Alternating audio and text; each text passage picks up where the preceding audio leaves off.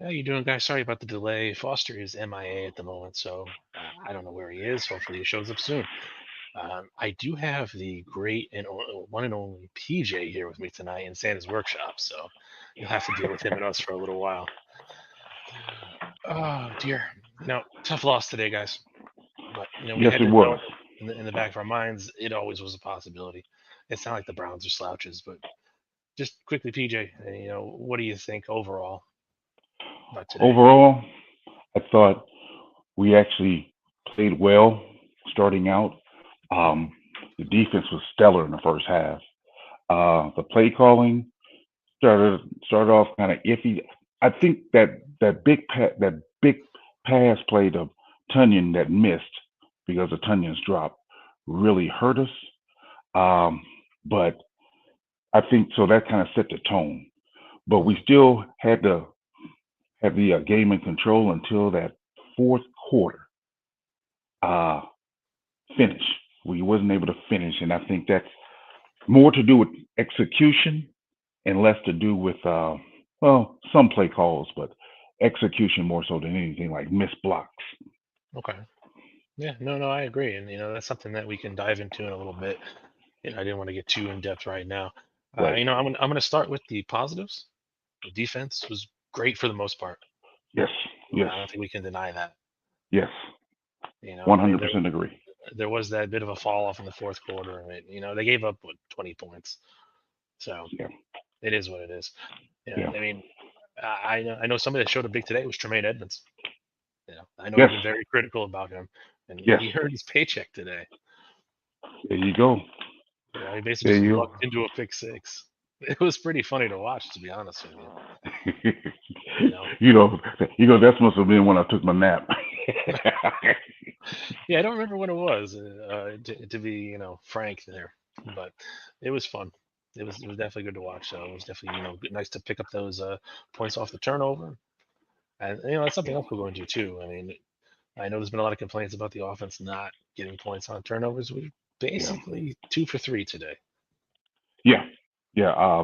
I think Jackson put us in a great position on that first one, Hmm. um, and then the actual pick six itself. So I I was truly impressed. I mean, I've liked Fluke's defense all along, but today they really stepped up. And Sweat, OMG, he Hmm. all he almost made me forget about Chase Young. Yeah, Montez Sweat, 7 tackles overall, 2.5 sacks. Man, He ended up with 3 quarterback hits, and his career high is 4, which he got the week before. The guy has yeah, been going off since joining the Bears. yes, So totally I mean, agree, totally any agree. all those guys that came out and said, "Oh, the trade's terrible. You're gonna have to overpay him." You're eating humble pie right now, Oh and yeah, a oh big yeah, slice of it. yeah, yeah. He was very impressive. Totally agree with you, Walt. Totally agree. Yeah, because we're up to what? He had 6.5 here. He's at 4.5 now, maybe more. Yeah, he's at because he had 6.5 in Washington, and Okay. he got 6 here now. I think so. That's what 12.5 for the year for him. Blows out his previous high. Because I don't think Yeah. he's ever gotten in double digits before. Yeah, they have him marked down as 10. I'm gonna try and pull up the stats here real quick. If ESPN would like to switch over. Thank you. Yeah, so they have him marked. Yeah, they have him marked down as 10. So he Really? had. Yeah, he had 6.5 at Washington, 3.5 coming into the game. I don't think it's been updated yet. So he got two and a Oh, half. okay. Yeah, he Yeah. got 2.5 today.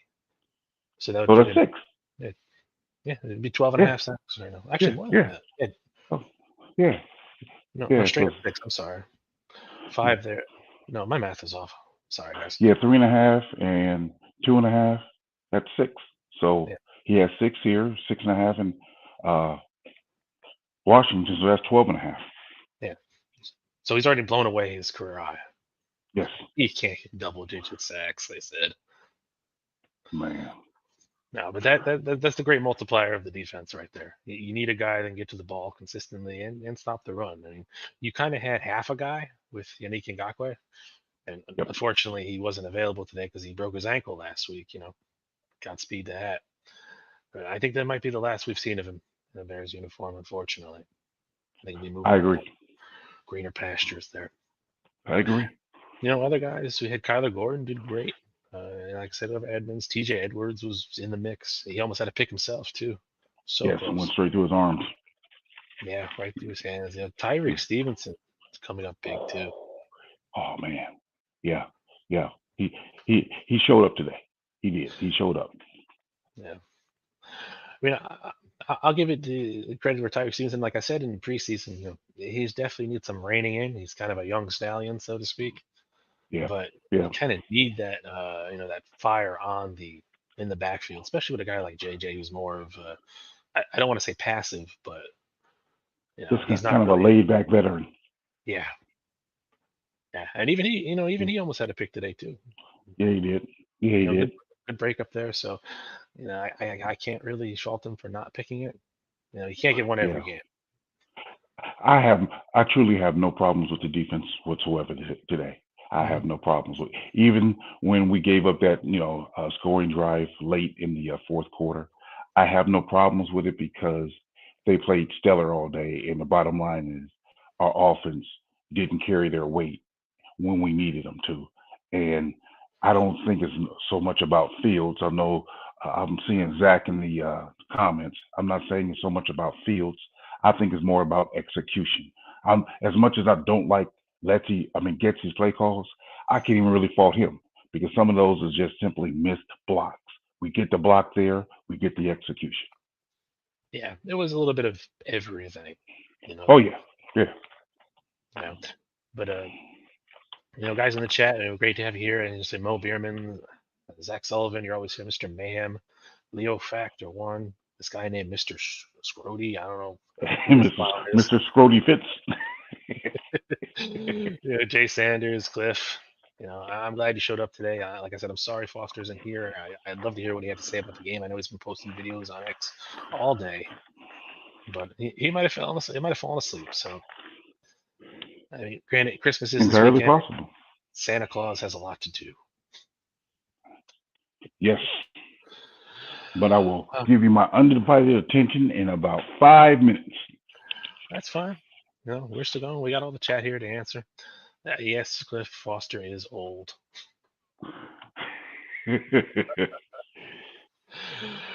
Oh More like dear. ancient.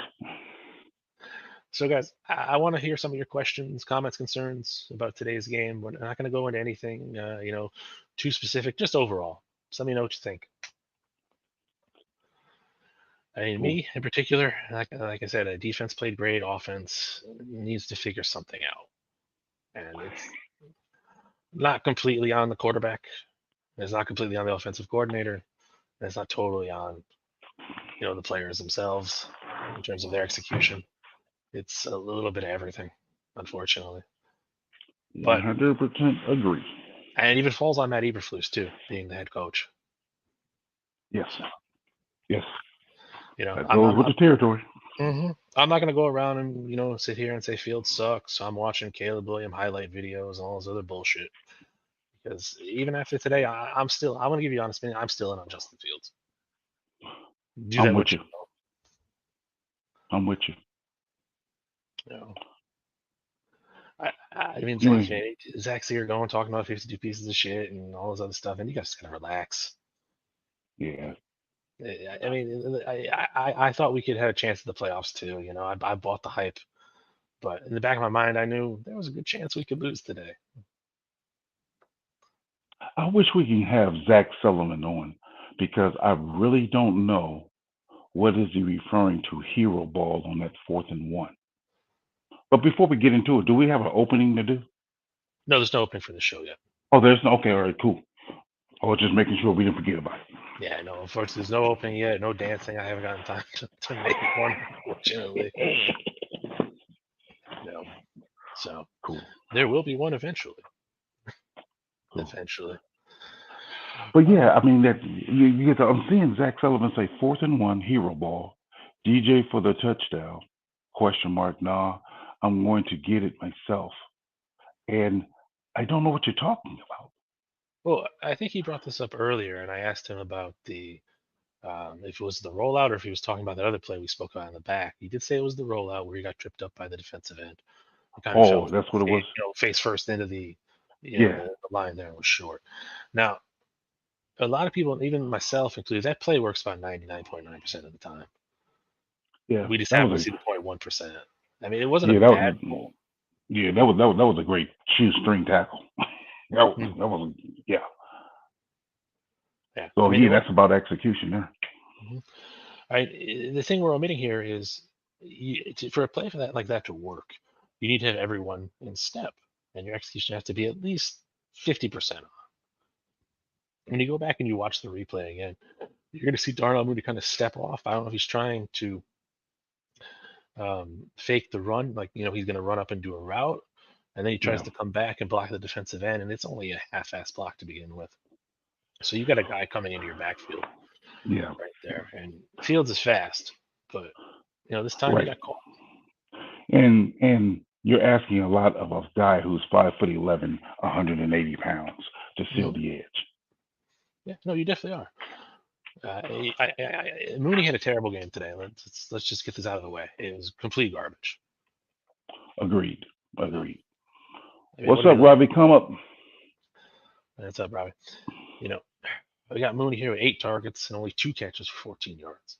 Two. And he said, I know there's been reports he's been, asking management about his usage and all that.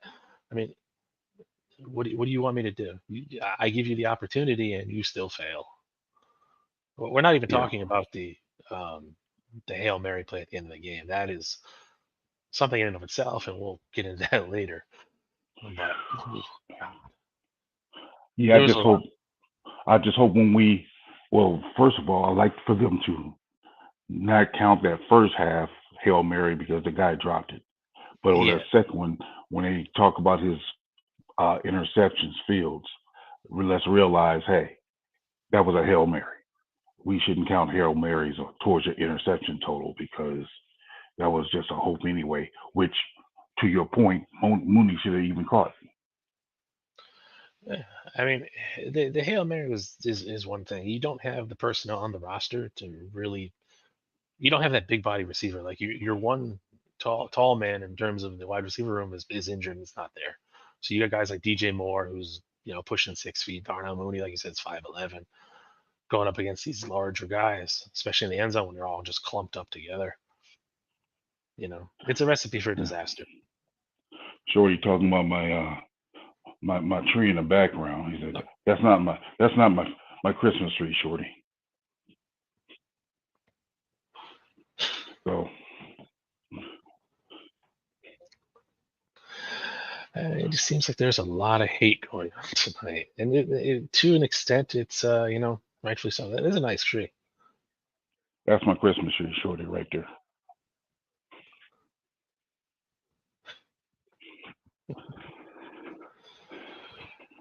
Oh man, but Yeah. yeah, going on about since we're talking about Darnell Mooney here, I know I don't have the video here, but Foster posted another play. I'm trying to remember when it was. He doesn't have the downs and all that, but feels through a dart, and you just watch it hit Mooney in the hands, and there it goes. And the I thing, did seem to remember a few plays where what Scott made a couple of catches and Bayless made a couple of runs. It's good that we get a chance to get other people involved because to your point, Mooney he was kind of uh,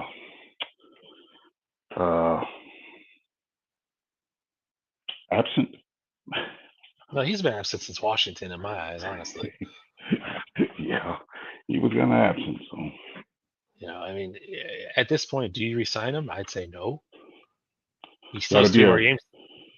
it got to be a super team friendly deal. It has Yeah, to be that. Um, and even then, I'm like,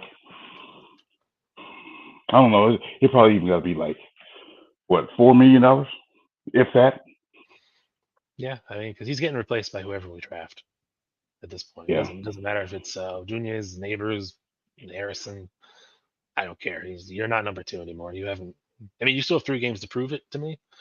I'm not going to take that away from you, yeah, but you'd have to really show up. Like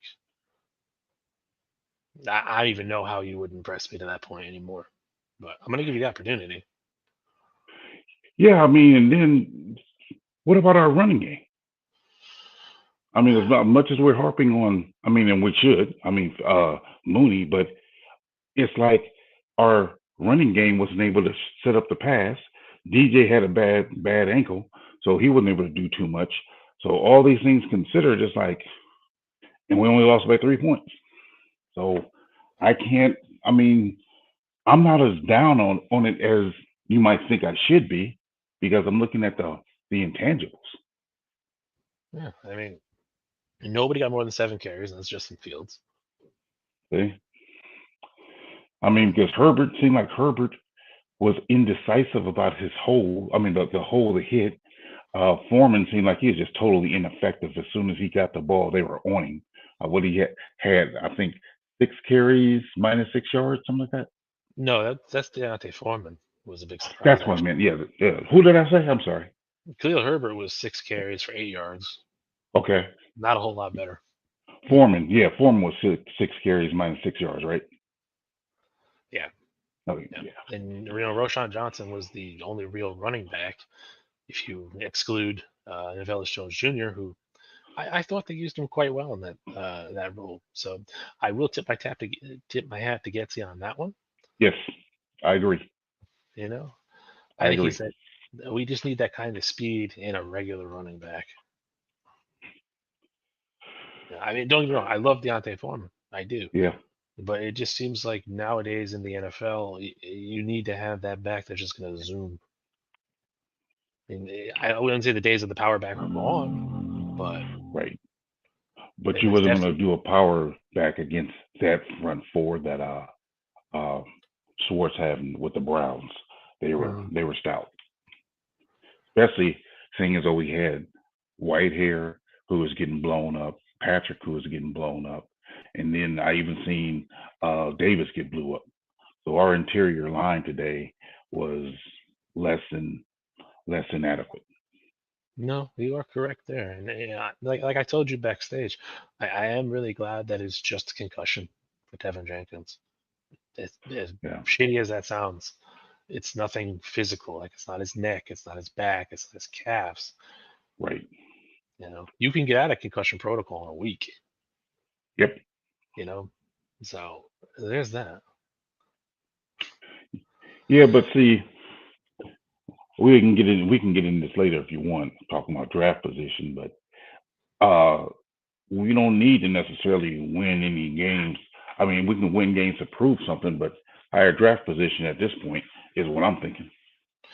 Yeah, because I do want to get. I did save your question mark about Olufashanu, Marquezak, so we'll definitely get to that in a little bit.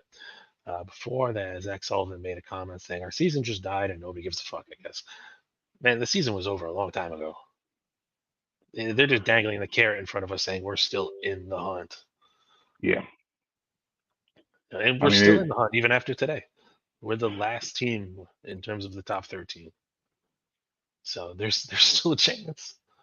hey, A lot will have to go right. We have to win every game, and then some other teams would have to lose and win and all that. So theoretically speaking, you have to get playoffs out of your head now. I mean, would it be great? You're playing for pride at this point. oh yeah, absolutely, absolutely. I mean, you could say it was a playoff game, Leo factor, sure. Yeah, I'm not going to say no. You're allowed to think that way, but I mean, and it was. It was a good test. It was the number one ranked defense in the league at the moment, and they didn't do as bad as I thought they would do. Exactly. I You think know, I mean, if you're taking that attitude that it's a play, it was more like a playoff game. I would say we fared pretty well in a hostile environment. Uh, and again, I think it showed us that we're still some pieces away, according to what Ryan Poles has always said. With this mhm. rebuild, we're still some pieces away. We need that tall receiver. We need uh, one or two more offensive linemen. Um, so, to your point, a fast running back. So there's still some pieces we need. And you're not going to get it all just in the draft. I mean, Right. you can trade that number one pick if it's the number one pick for a Right. haul, and then completely build around your team. I think that's the best course of action. Yeah. Surprisingly, they won today. The Carolina Panthers. That was a terrible game. Like you didn't even score a touchdown. You just kicked 3 field goals. Well, we can't talk. We did that not too long ago. That's true. I mean, but it's the Falcons. You would think that they would have Oh scored more man, than one touchdown. yeah, because I don't see Carolina having a great defense. I don't see it. Yeah, I mean, there's a I few mean, guys on there, but right, still, I'm no not great sure. defense. Yeah. So I did want to bring up something quick. I've been seeing this play, the first Hail Mary. That was an interception, not an interception, whatever you want to call it. Right. And you saw the late hit afterwards. No call. Yeah. And Uh, I would love to know what that referee was telling Fields when he asked him about it right then and there too. Because yeah, he asked him after play, he was like, and the referee was explaining something. I'm like, what can you possibly explain? well, there's a good counterpoint to that too. Did you get a chance to watch the Buffalo Dallas game? No, I didn't. Okay. So there was a play. I think it was Dak Prescott. He ends up coming in for a slide, and right before he slid, the guy kind of went for like a half tackle. So he's already in the air, and Dak Okay. just slides underneath him. The guy clips him, I think, with his foot or something incidental. The contact didn't really affect anything either way. And of course, here comes the flag. Wow. Wow. I mean, Jeez. the Cowboys lost at the end of the day. They looked terrible, but Jeez. But he get a flag for that, and they be destroying Fields, and he don't get nothing. yeah. So you can see the difference in opinion in terms of referees across the league. In terms of I'm only going to say our Chicago Bears because it's the most games most of the, in terms of the 18 game season, they're the most I've watched. Yeah. But there are certain teams, Dallas, Buffalo, Kansas City, a lot of the major market, cash cows of the NFL that tend to get, a little more leniency than markets like, say, Chicago. True. True. I think uh I I haven't really seen a lot of games um other than the Bears this year. Uh Mhm. so I really can't comment. But from the few I have seen, when I do see it, I see quarterbacks who uh are, like, to your point, they'll slide and still get touched, and then they get a flag, or their foot about ready to go out of bounds and get hit, they get a flag. Whereas Fields, and I try not to play victim, say, oh, woe is us, but it's pretty noticeable that there's a big drastic difference between Mhm. what calls Fields is getting in compared to others. Yeah, it's definitely a cause for concern. I mean, like you said, you don't want to play the victim, but at the same Right. time, the pattern is here. Exactly. So who knows? And there's nothing you can do about it now. All you can do is send the tape off to the league, and they'll send you a nice "we're sorry" email, and then Yeah. that's it. But they do. So and to Mark Mo Bierman's credit, yeah, I did see the other shots you were talking about. I'm only talking about that one there. You know, Oh yeah. Yeah. yeah. So just looking at it in a vacuum.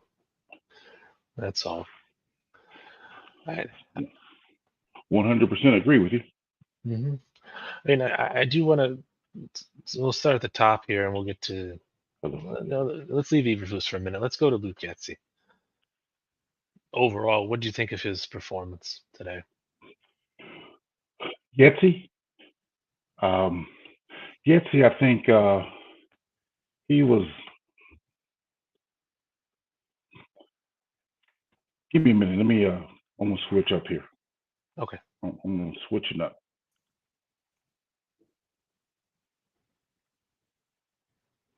Yeah, Cliff Mooney was targeted 8 times today. You got to at least catch 3 or 4. I mean, at least try to keep 50%. If you're not doing that, like I don't know why I'm wasting my time with you.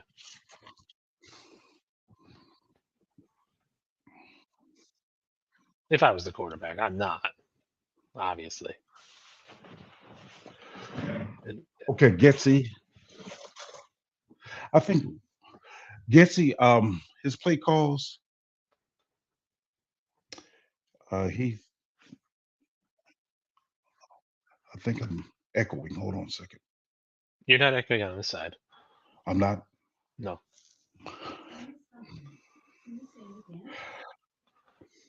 I I think Getsy's play calls was okay, nothing spectacular. I love that play to Tunyon that didn't work. Um, the rollout was great, was good, timely. Defense made some great plays on it. Um, but our running game just didn't carry the weight as far as when we handed the ball off to the running back. They didn't find a hole or there was no hole. So therefore we really couldn't set up the pass. And then we were hampered by DJ's ankle. And uh yeah, I really couldn't say much about our passing game.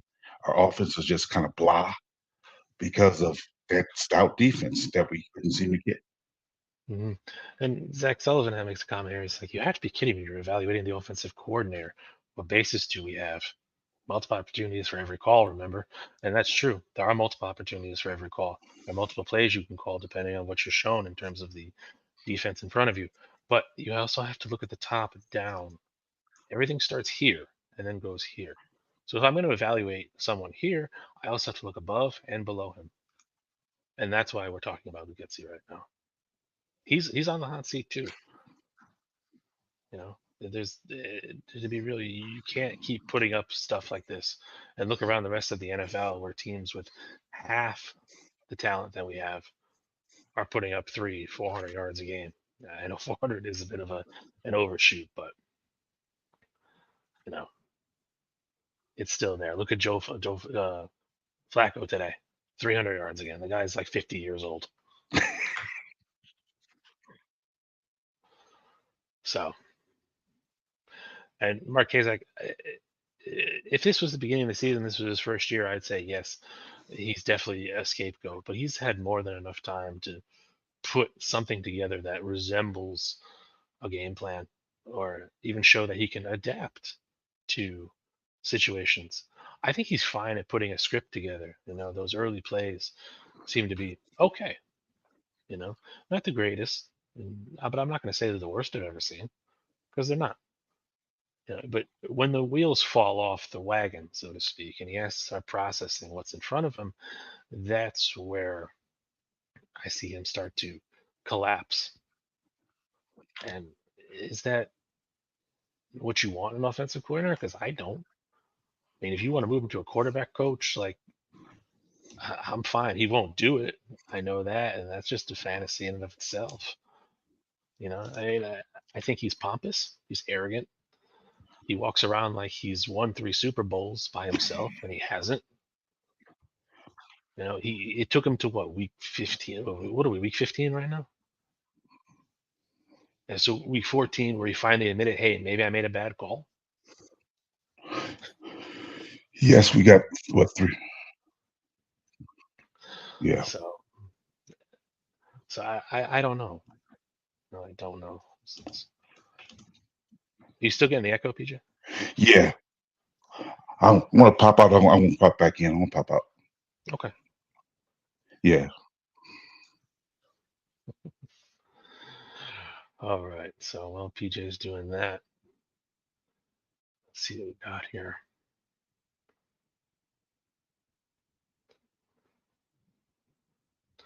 Yeah, the effect is true. You know, players aren't running open. It's all just one big, clusterfuck on the offense at the moment. And like I said at the beginning, it's not any one person. Blame goes to Luke Getzey. Blame goes to Justin Fields. Blame goes to the wide receivers, to the offensive line, and around we go. So, and that's just my personal opinion. You know, you don't have to agree with it. That's completely up to you. But I don't know. I haven't seen enough from Luke Getzey to warrant him staying around any longer at this point. And if we go by Zach Sullivan's logic, the season's over. So what difference does it make if you have Luke Getzey call the plays, or Andrew Janoko, or some random guy off the street? It doesn't matter anymore. You're not winning the Super Bowl this year. You're not even going to make the playoffs. It's all about evaluation at this point, trying to figure out what pieces I can keep and what pieces I have to get rid of. Now, I think your quarterback's okay. And we'll look at other options as well. And you got to do your due diligence on this thing, because who's to say Justin Fields doesn't request the trade and wants out of Chicago at the end of the year? You know, I mean, I'm just trying to figure out before I go down another road. This whole narrative that he can't read defenses, I feel it's a load of shit, absolute load of shit. And if I offend you, I'm sorry, but I just think you're wrong. You know, even in the college level, you d- and that's why some people are questioning guys like Caleb Williams and Drake May, because you don't see him in the big game.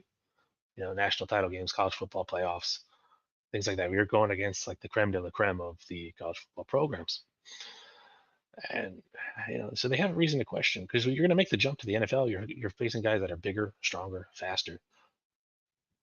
They're not going to be open. You're not going to be able to roll it like Caleb Williams, sit around for 10 hours and then chuck the ball down the field.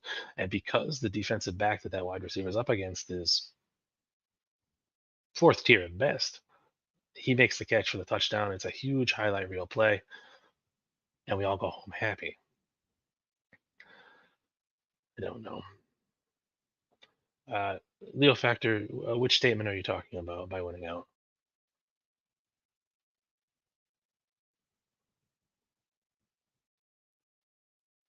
We'll get back to that in a second. Let's see your response. Yeah, and Cliff, you're right. Time only changed people's opinions. I really was hoping that we'd have a good day today, and we'd all be sipping champagne, so to speak. But it didn't happen. And you know, part of me kind of knew. Like I said, part of me kind of knew. But it is what it is. I mean, we've talked about this before. There's only really two options that you go in at the quarterback, at least with this system. You have your pass play and your run play, and sometimes both plays suck, and all you can do is just help it fail at that point.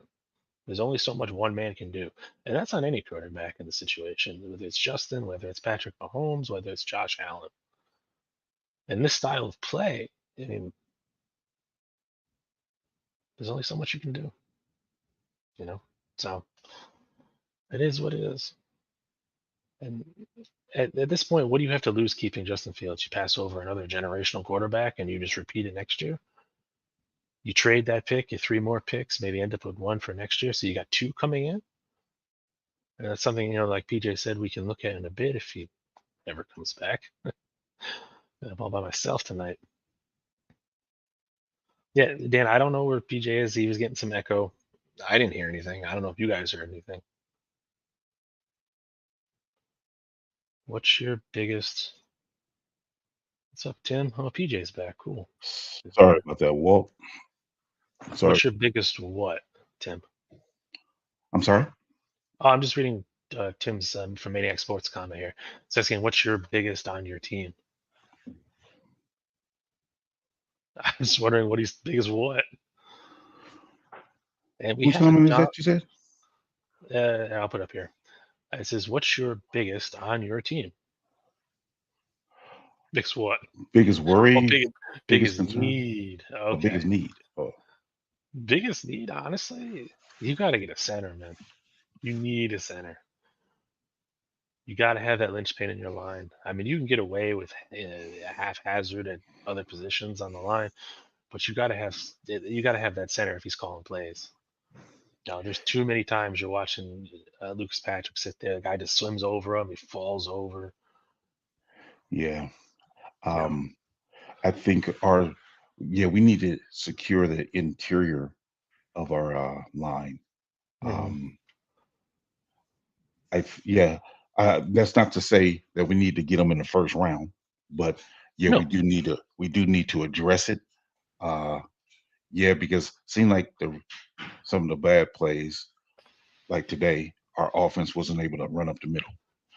When Fields was getting some pressure, he was getting it up the middle. I mean, there was a few times that Miles Garrett came on the edge, on him, but for the most part, it's been up the middle. When we went against Detroit, it was up the middle. So yeah, I would agree with you.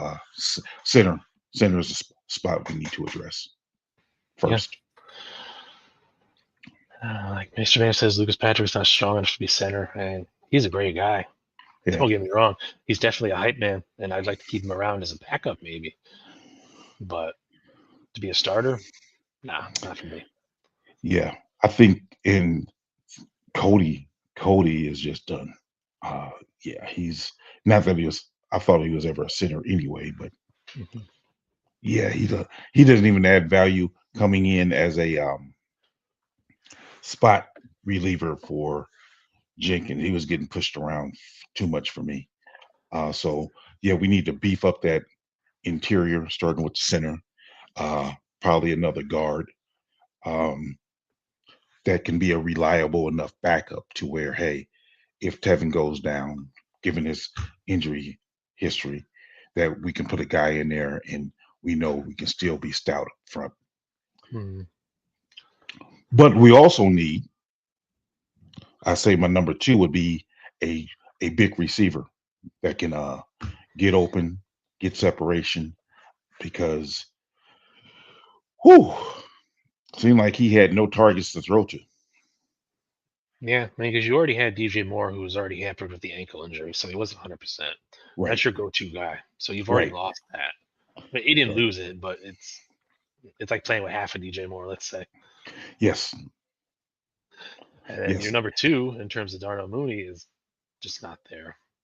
yeah, yeah. Yeah, he's not. And that's what I was telling you. I think we was talking this about this in the last show.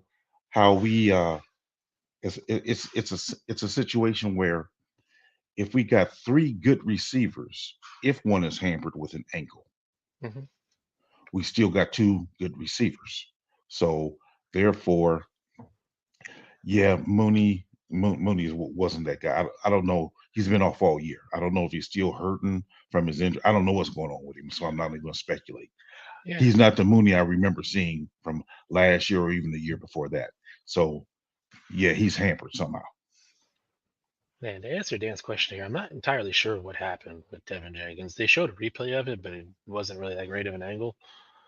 So it seems like he came in and took a hit from Miles Garrett and just got knocked the right way, and that was that. Yeah, but you Yeah, could see when he walked up and was walking along the sidelines, he was kind of giving that, that blink, like, where am I kind of thing. So, like I said earlier, concussion's probably the best prognosis here. but if we're being honest though, that's something we're going to have to address at some point. Getting another starting quality guard to replace him, because it seemed like he just has an injury history to where it's always going to be something with him. Unfortunately, I mean, I like his play, but the injury concerns are there. So he's not going to get a max contract from me, uh, given his history, and he may want one. I mean, he's good when he's playing, but his injuries, he's always having injuries. Uh, so I don't know how reliable I can be, or he Well, I can mean, be. it's that one thing, PJ. You can't really predict these things. Something like concussion, just like that. So, Yeah. Let me address Leo Factor real quick. mhm. Leo Factor says, let me get it here. The Yeah, Braxton Jones comment. yes. Braxton Jones has missed 4 games every season though. Last year he did not miss one play. This is only his second year, sir. Um, I like Braxton. I don't know. I mean, me and Walt was talking before the show. Uh, he's a player that I will bring in competition for. I mean, if we luck up and get 3 first round draft picks this year in a trade now, that third that third first round draft pick, I'm looking at a offensive tackle, but I'm certainly looking for an offensive tackle within the first 3 rounds to give him some competition. That's where I'm at on Braxton Jones. But no, he did not miss any games last year. He missed some games this year, but not none last year. Yeah, no, he was the Iron Man of the team last year. Yeah, I think he was the only guy that actually made it the whole year without getting hurt on the offensive line. Yeah. Uh, Zach Sullivan, yes, was the other day at the game. Yes, he I was at saw this that. game. I remember hearing him and Aldo show that he's going to this game. So I feel sorry for him that he suffered another loss. Ah, he should just stop going to games, man. He's just bad luck. Don't say that. He actually might do that. So don't take it personal, man. No, don't, man. Enjoy yourself. Go to the games. That's what you want to do. Hey, nothing personal, man. I just want to win. Oh yeah. There are some, guys like the people talk about Joe Walt and Olaf Shanu and Latinham out of Alabama, but there are a few guys we can look into. Oh, you talking about offensive tackle? Yeah, yeah. If you, What about that? I was thinking because I really haven't did a big enough dive, but the initial thought I was thinking of Mims. Is he from Oklahoma? I think. the name sounds awfully familiar. You know his first name? No, I do not. Yeah, you could look at too, and they're pretty good here. Is a guy like Blake Fisher out of Notre Dame. So the other offensive tackle. Yeah, he Okay. could definitely fit in that fourth round area you were looking at.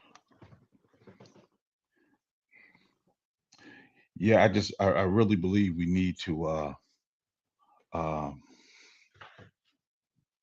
look at competition for him because yeah, Georgia. That's where Mims is from. Georgia. Yeah, that sounds about right. I don't know. I don't know where to go with Braxton Jones yet. I think he's got all the talent in the world and definitely is. But is he punching above his weight class at this point? Could be. I mean, Miles Garrett's a game breaker. It's like throwing him up Yeah, against Max Crosby. There's yeah. certain guys that you're just going to get destroyed by. He's big and fast. Miles Garrett. He's a ton. He really is. He's a ton. He's a ton. But Yeah, I like to. I at least like to have him be able to slow him down a little bit more because, yeah, had it not been for Fields' athleticism, we would have had not have gotten that first touchdown. yeah. I mean, What do you think, overall, Zach Sullivan? What do you think about that play? I mean, I'm not picking on you, but I am. Uh, but I want to know because you out on field seem like so. What did you think of that touchdown pass to commit after he almost got sacked by Miles Garrett? I want to know what you think about that, there, Zach. that was a good play overall, and it just showcases what he can do. Did you see what Did you see what Yeah, him Zach swinging says? helmets today. I Uh, like you, Zach. I like you, my man. You all right? you know who we didn't talk about? I know I'm just getting off subject a little bit here, but Trent Taylor. What was going on with him today? It's like he just summoned his inner Velus Jones and just couldn't find the ball. Maybe the wet weather. Maybe that's what it was. Yeah, but the one big muff punt he had, that wasn't wet weather, man. That was just mental lapse.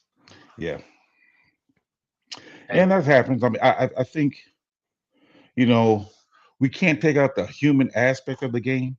Um, People make mistakes. I mean, we don't want them to, and we gripe about it, but mistakes happen. So I'm not going to be too hard on Taylor for uh, muffing those things. Although that's his only job, yeah, but he, I mean, he don't even do kickoffs. He does nothing but punt returns. Did a yeah, little bit of wide receiver play, but and to that's go back around to the the waiver wire claims when those came in, and you have Ryan Poles saying, well, you got to bring a guy in here where I can go to the bathroom, get a drink, a snack when the punt comes out. And today that wasn't the case. I mean, he yeah, lucked out on the other muff that he was able to corral it and right. keep it.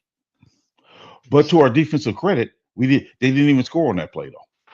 yeah, So They held him out. So good Yeah, job on that part. So again, we can't even say, hey, he cost us a game, no. and like Because and like Raging was saying, defense was good, man, really oh good. man, defense was outstanding, Hmm. outstanding. I And think Javon, he showed at times getting some pressure up the middle, but he's wasn't truly a true difference maker. He's getting there though, but he showed some flashes, but yeah, not yeah, enough. he picked up 2 tackles today, got into half a sack. So I mean, I'll Yeah, take it. yeah. I mean, I can't fault him. I still think we're playing uh, Zach Pickens out of position. I think he's a three tech as well. I think they both are. So trying Hmm. to play them together, you moving one of them to the one technique, whereas they both three techniques in my opinion. So even if we don't find another three technique somewhere, at least bring in another one technique to where Zach can play the three technique. Yeah, that's the thing, though. I mean, I do want to look at a couple of different defensive tackles in the draft, but then again, I don't want to stunt the growth of Pickens and Dexter as well. So I'm Exactly. kind of at a quandary if I want to take one or not, personally. That's that's where I've been. Whether or not, I mean, because I'm thinking if we take one either in the third or fourth, being a one technique. Hmm. Because I looked at the film on some film on the guy from Illinois, Newton, was not Yeah, impressed. I was not impressed. yeah. I mean, he's not too Sorry, bad. he's not. Seemed like he's not big enough or strong enough to be a three technique in the NFL. Yeah, I mean, I can't, make a complete determination on him because I haven't watched enough, if any, of his tape. Yeah, I Period. seen. So I mean, for those of you who like him, I humbly disagree. I mean, if he's there in the second or third, yeah, I'll take him there. But they project him to be a first rounder. I just don't see it though. mhm. And he says if you can trade for a sweat like 3 tech with the first round pick, I just don't know enough about 3 techs out there in the NFL that does anyone warrant a first round pick to be traded for? See, Chris Jones, I know he's going to be a free agent, Hmm. but I don't want to spend that money on him. I don't. I don't want to spend that money on him because, for one, he's going to be 30 years old, I think. So I don't know how much he has left. He's looking for a payday, and I don't think I don't see him being like a Sweat. Whereas Sweat, he got paid, and I heard him make the comment, "Now that I got paid, I'm trying to help other people get paid." So I'm like, man, that's the right attitude to have. Whereas I don't know if Chris Jones have that. I'm not saying he doesn't. I just don't know. And plus, he's 30 or going to be 30. Uh, to your point, if you playing, not only is he 30, are you stunting the growth of Javon Dexter and Zach Pickens too? Yeah, I don't know. And I don't know if I want to take the risk at doing that either. Yeah, So and it's it's a it's risk. I It's a know risk, it's going to be a tough call for Ryan Poles, no matter what he does. and we do need another defensive end. I think Walker did okay today, but I can't see him being um, consistent with it. And um, I think Walker may actually be probably a better, if he gain a little bit of weight, probably a better three technique, and maybe he can be that guy. But we do need another defense side, because you start seeing them shifting to Sweat, and we don't have a true another guy who on the other side who can really take that away from them. And Walker did, I said at the beginning of the game, but then he started fading. That adrenaline must have wore off, and he started, kind of fading, in my opinion. Hmm. What did our pal Walker do today? I mean, he did good. He ended up picking 4 tackles, 2 for a loss, half a sack. I mean, the one thing we didn't talk about on Thursday was more of the replacements for Uniki Ngakwe.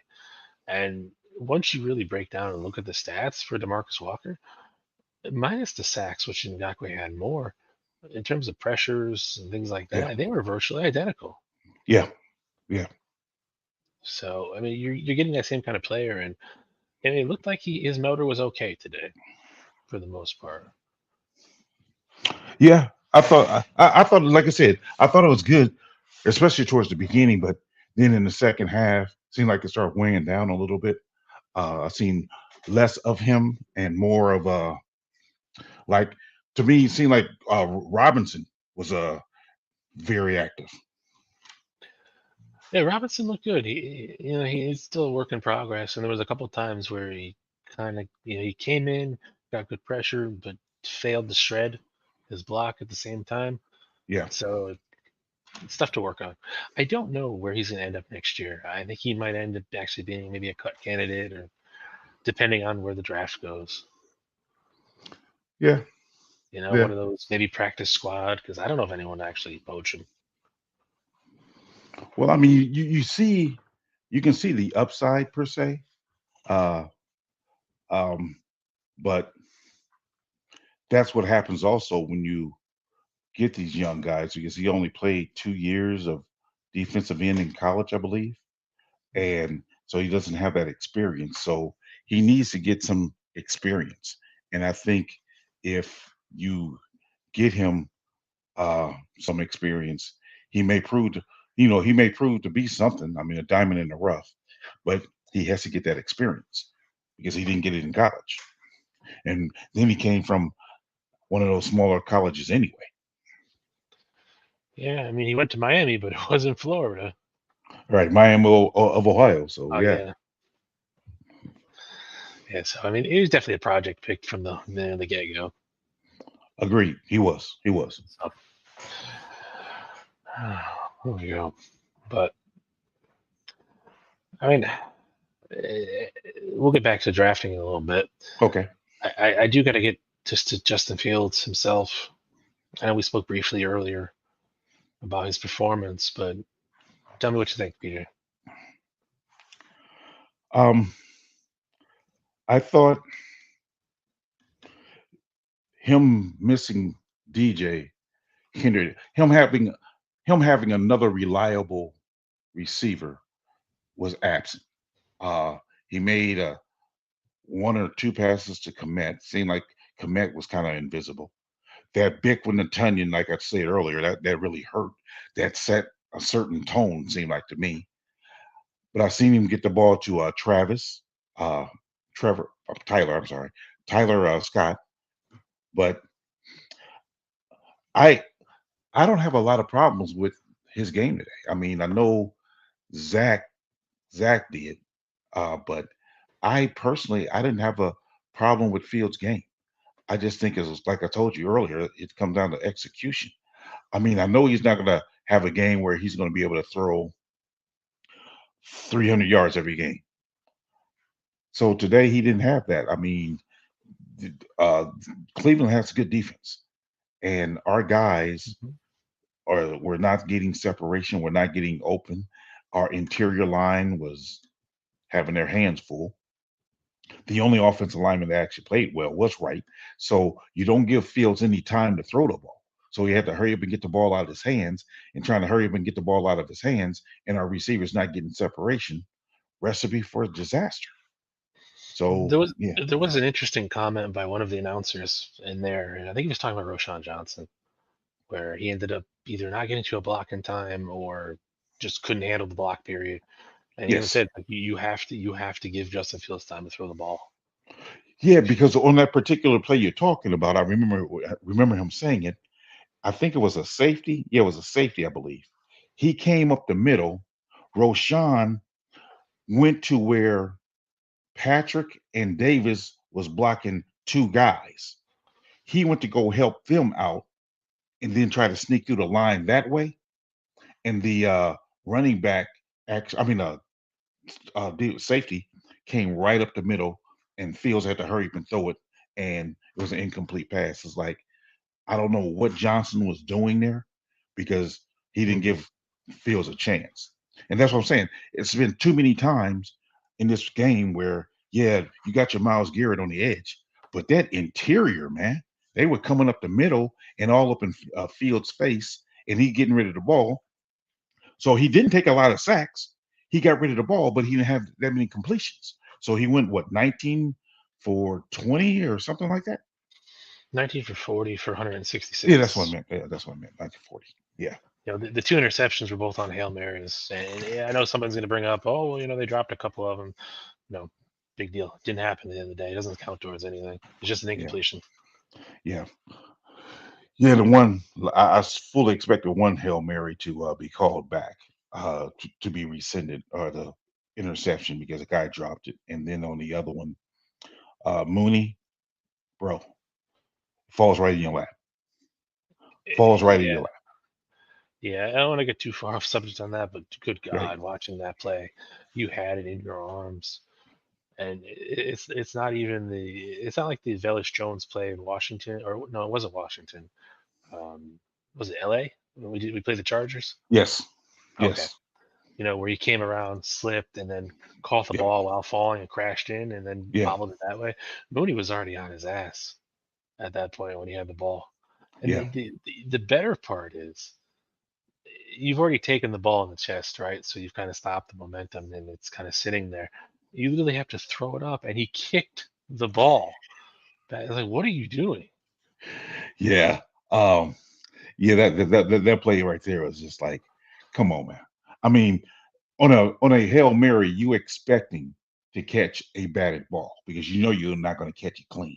So I'm anticipating like, okay, I got to be ready to where somebody tipped the ball. I got to be able to move to go react to it. So that's my mindset on a Hail Mary anyway. So for him, and it comes right there, man, bro, you got to be ready. And uh, yeah. So what did you think of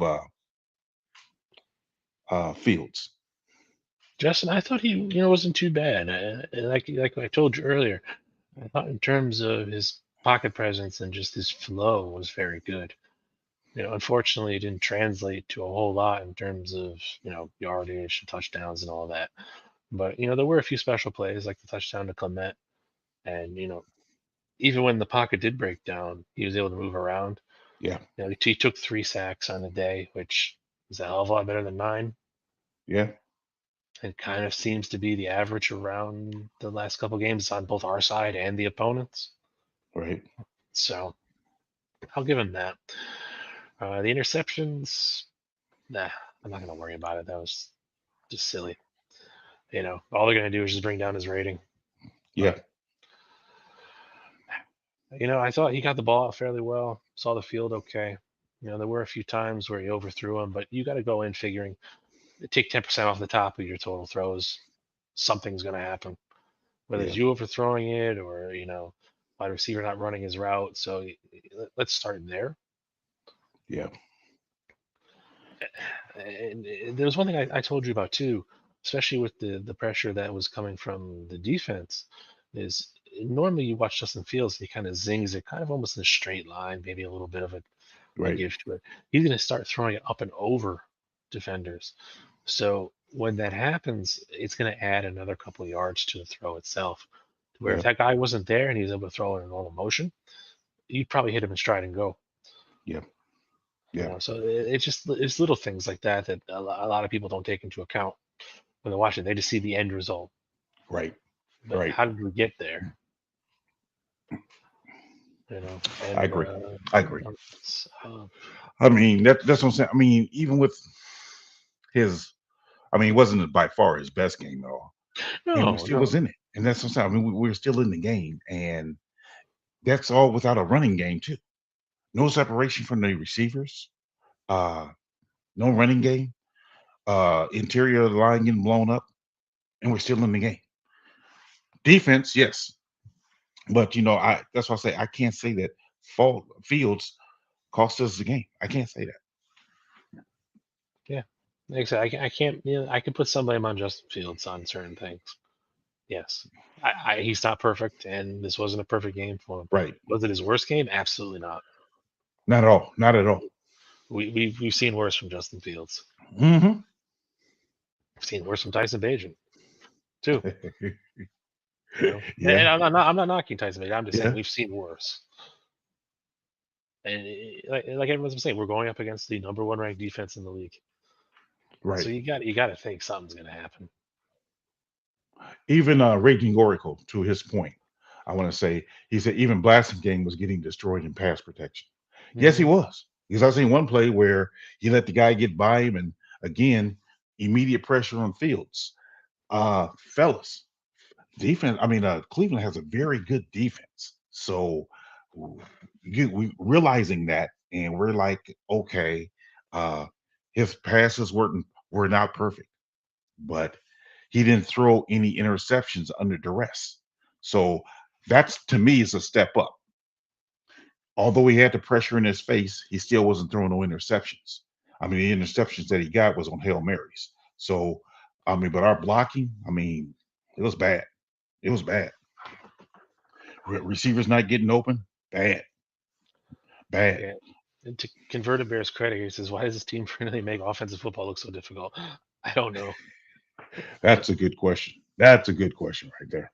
Well, I think Mo Beerman answered it the best way. It's the Bear way. He said, there's such thing called the Patriot way. This is the Bear way. Yeah, I I don't know. Overall, I thought he did all right. You know, I think so. definitely stuff to work on. But I mean, Yes. he outthrew Dak Prescott today. Really? Yeah, Prescott only managed 134 yards, I think, on more completions too. Wow. Let's take Okay. a look. God, yeah, he was 21 for 34 for 134 yards with an interception and 3 sacks. You know, Yeah. there were some Cowboy fans, of course, that were like, "Oh, Prescott sucks," but at the same time, he's getting the benefit of the doubt, and I would just love for whoever our quarterback is to get that same benefit of the doubt. Yeah. Unfortunately, I don't think no quarterback will have or get the benefit of the doubt until They certain win. narratives are reached. I mean, him winning a Super Bowl, maybe if he come in and win a Super Bowl the first year. I think a, a lot of people want instant gratification so much that they're not trusting the process. To me, it's the process because I see improvement. I think they mentioned it in the game, and then I seen Swifty mention it in his video the other day, talking about Fields' first 17 games compared to his next 17 games, and you see the marked improvement. And I can't expect my quarterback to be perfect. I can't expect any of my team to be perfect. So when I see problems with a guy who's blocking, yeah, I can overlook you missing a block or two, but when it becomes repetitive, then there's an issue because your blocking is affecting other things. So when you have poor blocking, no wide receiver separation, play call kind of suspect at times, how do you expect a quarterback truly to have great success? And that's where I'm at. I mean, that's why I can't fault Fields for not having great success. He has those issues facing him. Mhm. You know, and like I keep saying, it's all about the upper management, so to speak. Yeah, And I can put some blame on Flus, of course. You know, he's the head guy. It's his team, right. so he's not completely blameless in terms of the offense. And it seems like the way he runs his team is that I'm here at the top, and then everyone below me has a job, and I trust them to do their job. Yeah, yeah, And unfortunately, the guy below him isn't doing his job. So it's going to trickle down to the next guy, which happens to be Justin Fields. And unfortunately, he's going to eat the brunt of the media and fan firestorm that yeah. is Chicago. And I'm I had I'm having flashbacks of our previous coach when it comes to Eberflus in the sense of are you practicing these plays as opposed to just installing them? Are you actually practicing them to see what it looks like in real time? Because on that naked boot or whatever it was, and he got tripped up, it's like, did you? I mean, you're designing a play to where you have an uneven line, and he has an uneven even line, and the second tackle on the right side becomes Braxton Jones. I mean, he goes up and don't even block the defensive end and goes up to the next level, and you're just relying on fields to get around him, you you need 1 yard. So if you don't secure the first block first, yeah, the second guy can make a tackle, but he'll make the tackle after we get the first down. So uh not doing that, I mean, I have a I have a problem with that part. And then uh even with Mooney, when he Hmm. misses his block, it's like, are you are, first of all, I wouldn't be asking a 180-pound 5'11" wide receiver to try to block a edge guy anyway, or seal the edge. Let me get a bigger receiver or a tight end, somebody to try to do it. But those are the things I'm saying.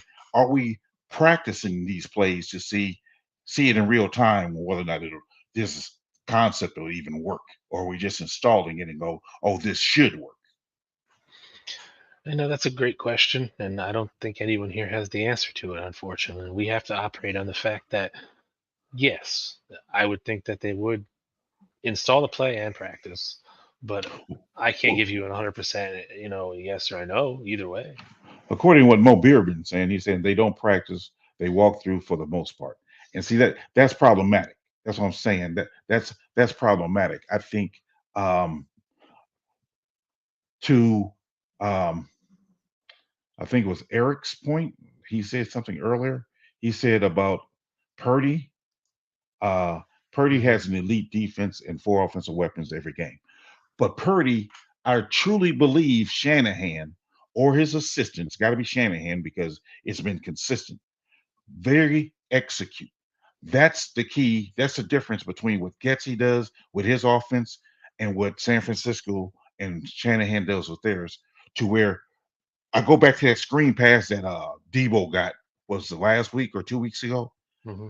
He wasn't even touched, and it was one of those type of screen passes that we be trying to run, but they executed so perfectly to where the blockers take the right angle and make the block complete the block, whereas we're not doing that.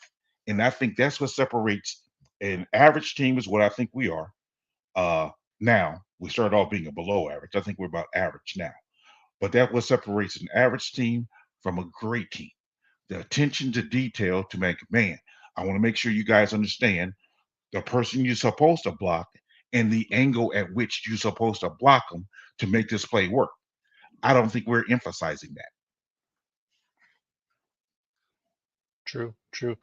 And it hasn't come up here yet, but I know, I think it was Mo Beerman that made the comment there's only so many padded practices a year due to the collective bargaining agreement. Right?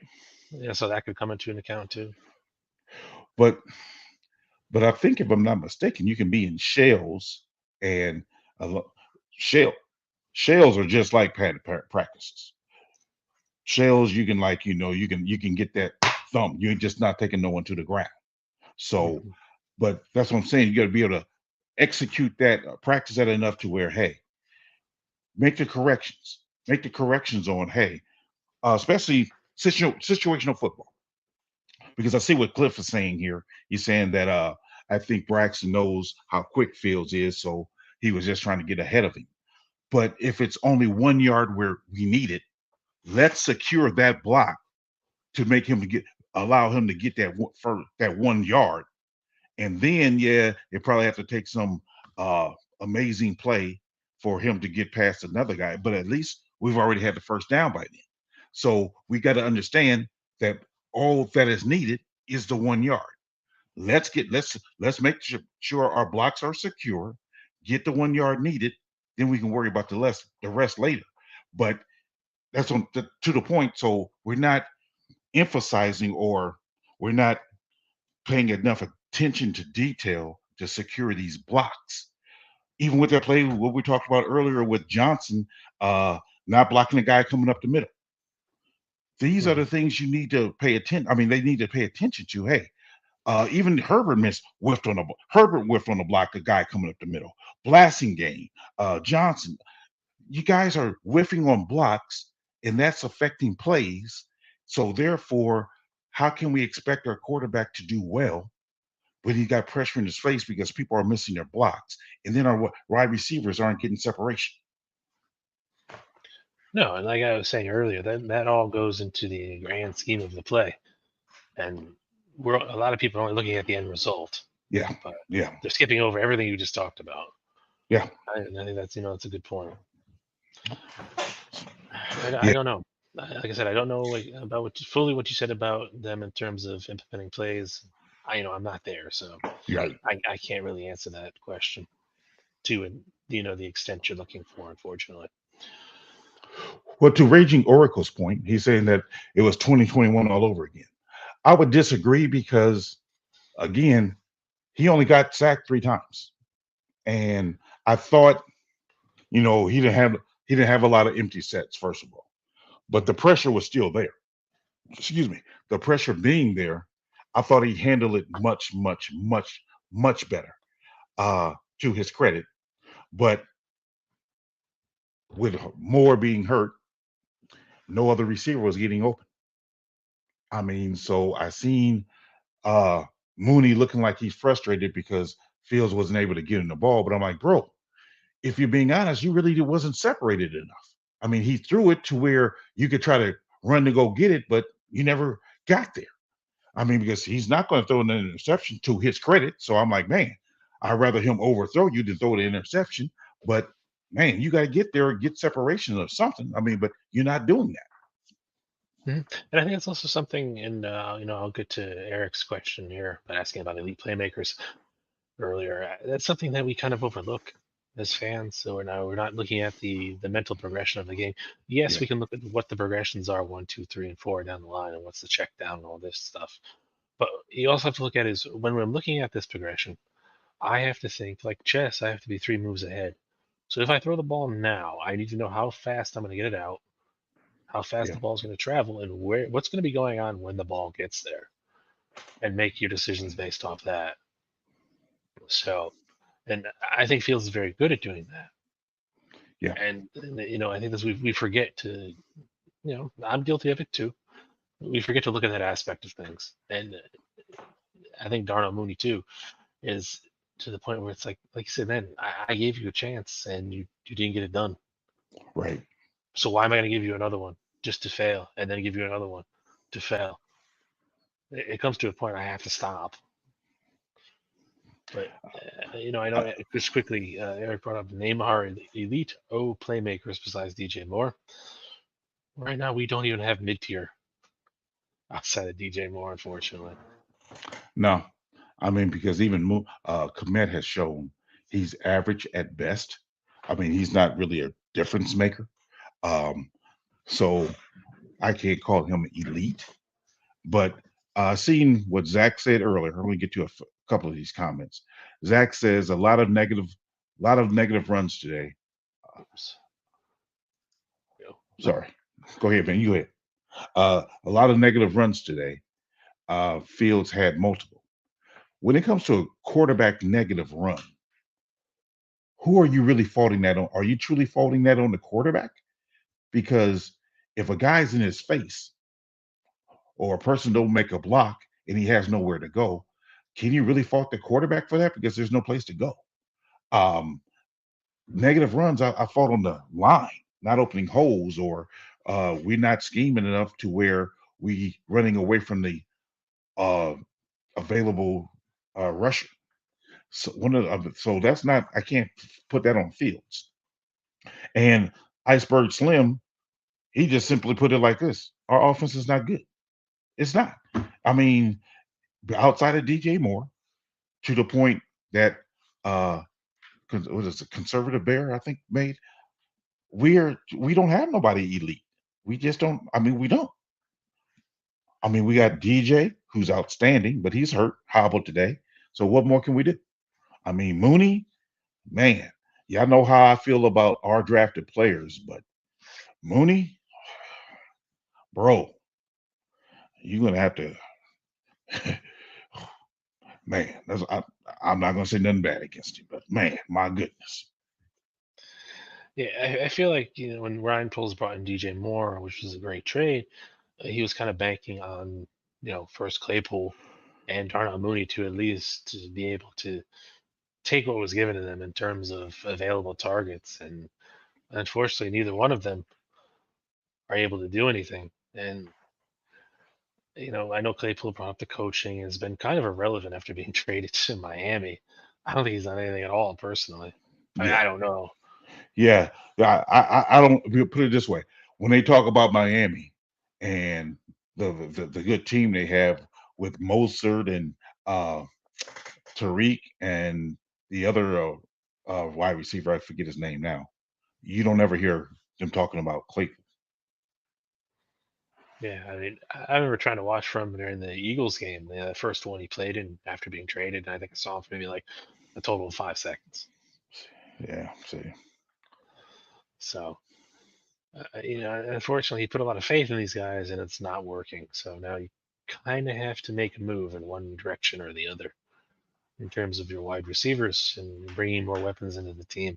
And like you said, Cole Kmet has been good. He's having a career year, yeah, but there's a lot of aspects of his game that, especially, there was one play where he caught the ball, and instead of turning upfield, he kind of just kept on like a shallow diagonal pattern to the sideline. And I was in Swifty's live stream at the time, and so I meant like, Clement, you have to turn up and go. And it takes a lot of guys to take him down, but sometimes I don't know if he just, he's, for some reason, he doesn't turn and go. yeah, Just yeah, you try to get an extra yard out of it and stop running over here. Just go straight, man. Path of least resistance in terms, simplest path is the straight path. You're gonna get to point A to be faster instead of doing all this convoluted stuff. yeah. Raging Oracle makes a point. Browns forced 1-on-1 along the Bears O line, and Mhm. someone on the line got beat. Most times, two people on the line got beat. Davis, center, the Davis, Patrick, Wright, Jones, even Tevin lost more than usual today.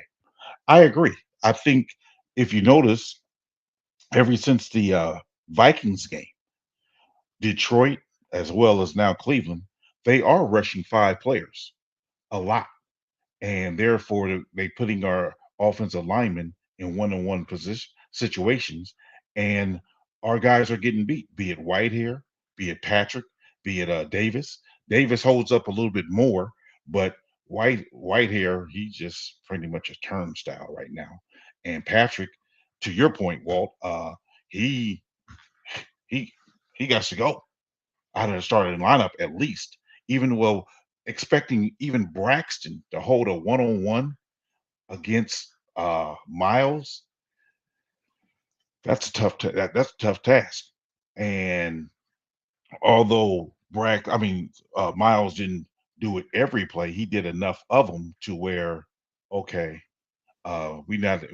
we need to be able to have somebody we can get the ball to in a hurry, and that's what I'm saying. So where's your commit? Where's your Mooney? Where's your people that where I can hurry you? I got this pressure coming on me real quick. I got somebody who can win right now, and I'm not seeing it. Mm, yeah, no, all that's 100% true.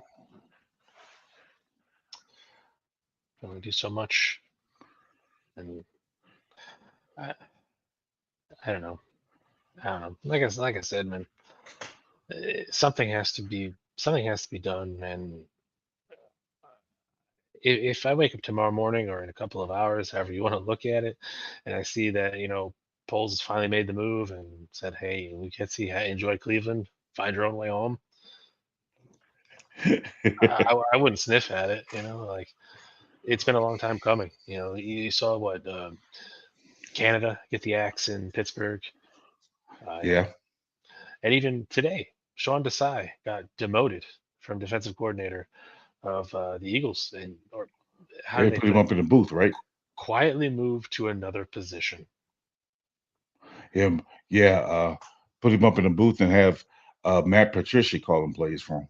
hmm So why don't we move Luke Getzey to a quiet position, maybe like the office trash can or something like that, and just go from there? Uh, The question becomes whether or not you have faith in Janoko. By you, I'm meaning Eberflus, whether or not he has mhm. enough faith in Janoko to make the good plays. Because this is the first game I seem to recall where our first drive we didn't have much success. Seemed like we normally on our first drives have a lot of success for those first team scripted plays, 15 Mhm. scripted plays, and today was not a day we did it. Yeah, and I know you brought up Joe's comment here. So at the end of the day, the losses since Fields have been here is taking a toll. And that's true. Even though I may not be all in on him, and you can blame other factors, but it's still his record. Time for a change. It's actually not his record, Joe. It's the Bears' record. It doesn't fall Correct, solely on Fields. It doesn't fall and that's solely on any one person. what I wanted to bring up. It's the fact that yeah, it's not just on fields. It's it's a team record, and I'm not in the camp of wanting change just to make change. If the change is not going to be better, why am I making change? So, if you're saying that Fields is not the problem, why are you then trying to change him just to make change? Change the part that needs to be fixed, not the part that needs help. I mean, because if Fields needs help, he needs other players, he needs these things. So if he this is what he needs, why are you talking about changing him out? And I'm assuming you mean by change drafting another quarterback. So another quarterback comes in who's going to have these same issues as Fields is having, and you're still not change nothing. Only thing you did was change the quarterback, who's going to be less experienced, into where he's going to be messing up even more. So you can see Fields is not the issue. Fix the issue being the offensive coordinator, being a better line, being better weapons. Fix that thing. And then even if then Fields is not the guy, then you can change Fields. But to change him just for the sake of changing him, you're not solving the problem. hmm And even to Eric's comment here, when he's talking about changing quarterbacks and OCs since 2016 three or four times. When does it stop? I mean, it's like you were saying, PJ. Change should happen when we benefit from it. Yes. You shouldn't just like. I'm not saying just get rid of Lugetzi just to get rid of him. He's shown me I can't. He can't do the job that we need him to do. So why am I going to keep him around just to not fire somebody and be like, oh well, it's another offensive coordinator. If they bring somebody in and it helps Justin at the end of the day and we end up winning games because of it, fine. Yeah. Yeah. No one's going to care. Because here's the thing. I mean, we got these quick, shifty receivers being Mooney, Scott, and Valus Jones. Let's suppose we lived in an alternate universe where we use those quick receivers to get open immediately off the line of scrimmage. Why is that not happening? We got even. I mean, I'm not going to say Moore today because Moore he falls in that category, but he's. I understand he's hampered with the ankle, but we got these three other guys who actually played today. So why are we not getting them the ball immediately off the line of scrimmage to where they can win their one on one? Because that's basically what it comes down to. Fields is under pressure. He got to throw the ball quick. Komet has never been known to be that wide receiver to get open because he's going to juke you. He's going to get open because of scheme and all those sorts of things. So he's a solid tight end, but he's not going to be that guy that he's going to be deceptively fast or find a little crease in the zone to get open like Kelsey does. He's not that type of guy. So our guys, Fields is getting pressure, but our guys are not immediately getting open. That's problematic. And no matter who the quarterback is, that's going to be problematic. Yeah, because if let's just say you take Caleb Williams or whomever, let's just call him quarterback Q. Right. You take Right. quarterback Q next year, you don't change anything else. You're going to be in the same position 2 years from now. You're going to be the same position next season. And to what Cliff said earlier, Cliff, you were right. I mean, uh, if you draft this quarterback, now you're not able to get your Marvin Harrison or your offensive lineman or your defensive end or whatever you're trying to get with that other pick because you're now passing up on that talent because you're getting a quarterback who's going to face the same thing Fields is facing, and with no protection. Mhm. And that's why I said to some people that were, out on fields and they're just wholeheartedly on the Caleb Williams train. No ifs, ands, or buts. We're not looking at anything. Field score 8,000 yards and 4,500 touchdowns. It wouldn't matter. Timestamp your videos if we go this route, and we'll be having the same conversation again. Man, yeah, we Yeah. will. And the Unfortunately, iceberg slimmer says it's not the OC's fault if they don't have weapons. To an extent, it's not the OC's fault they don't have weapons. Yes, you are correct in that sense. But at the same time, the offensive coordinator needs to take the clay he's given and try to mold it into some sort of workable sculpture, so to speak. When you're designing plays to not get the weapons you have open, then that's on you, good buddy. yeah, And because PJ, when you were talking about using the receivers, the speed of the receivers, do you think it's something along the lines of like a Dolphins offense? well, I was thinking like they're if these teams have now adjusted this year to where they're rushing five players on us, they constantly Mhm. rushing five. So that means one of our offensive linemen is not going to hold up, unfortunately. So somebody's going to break free, and Fields is now facing that pressure immediately.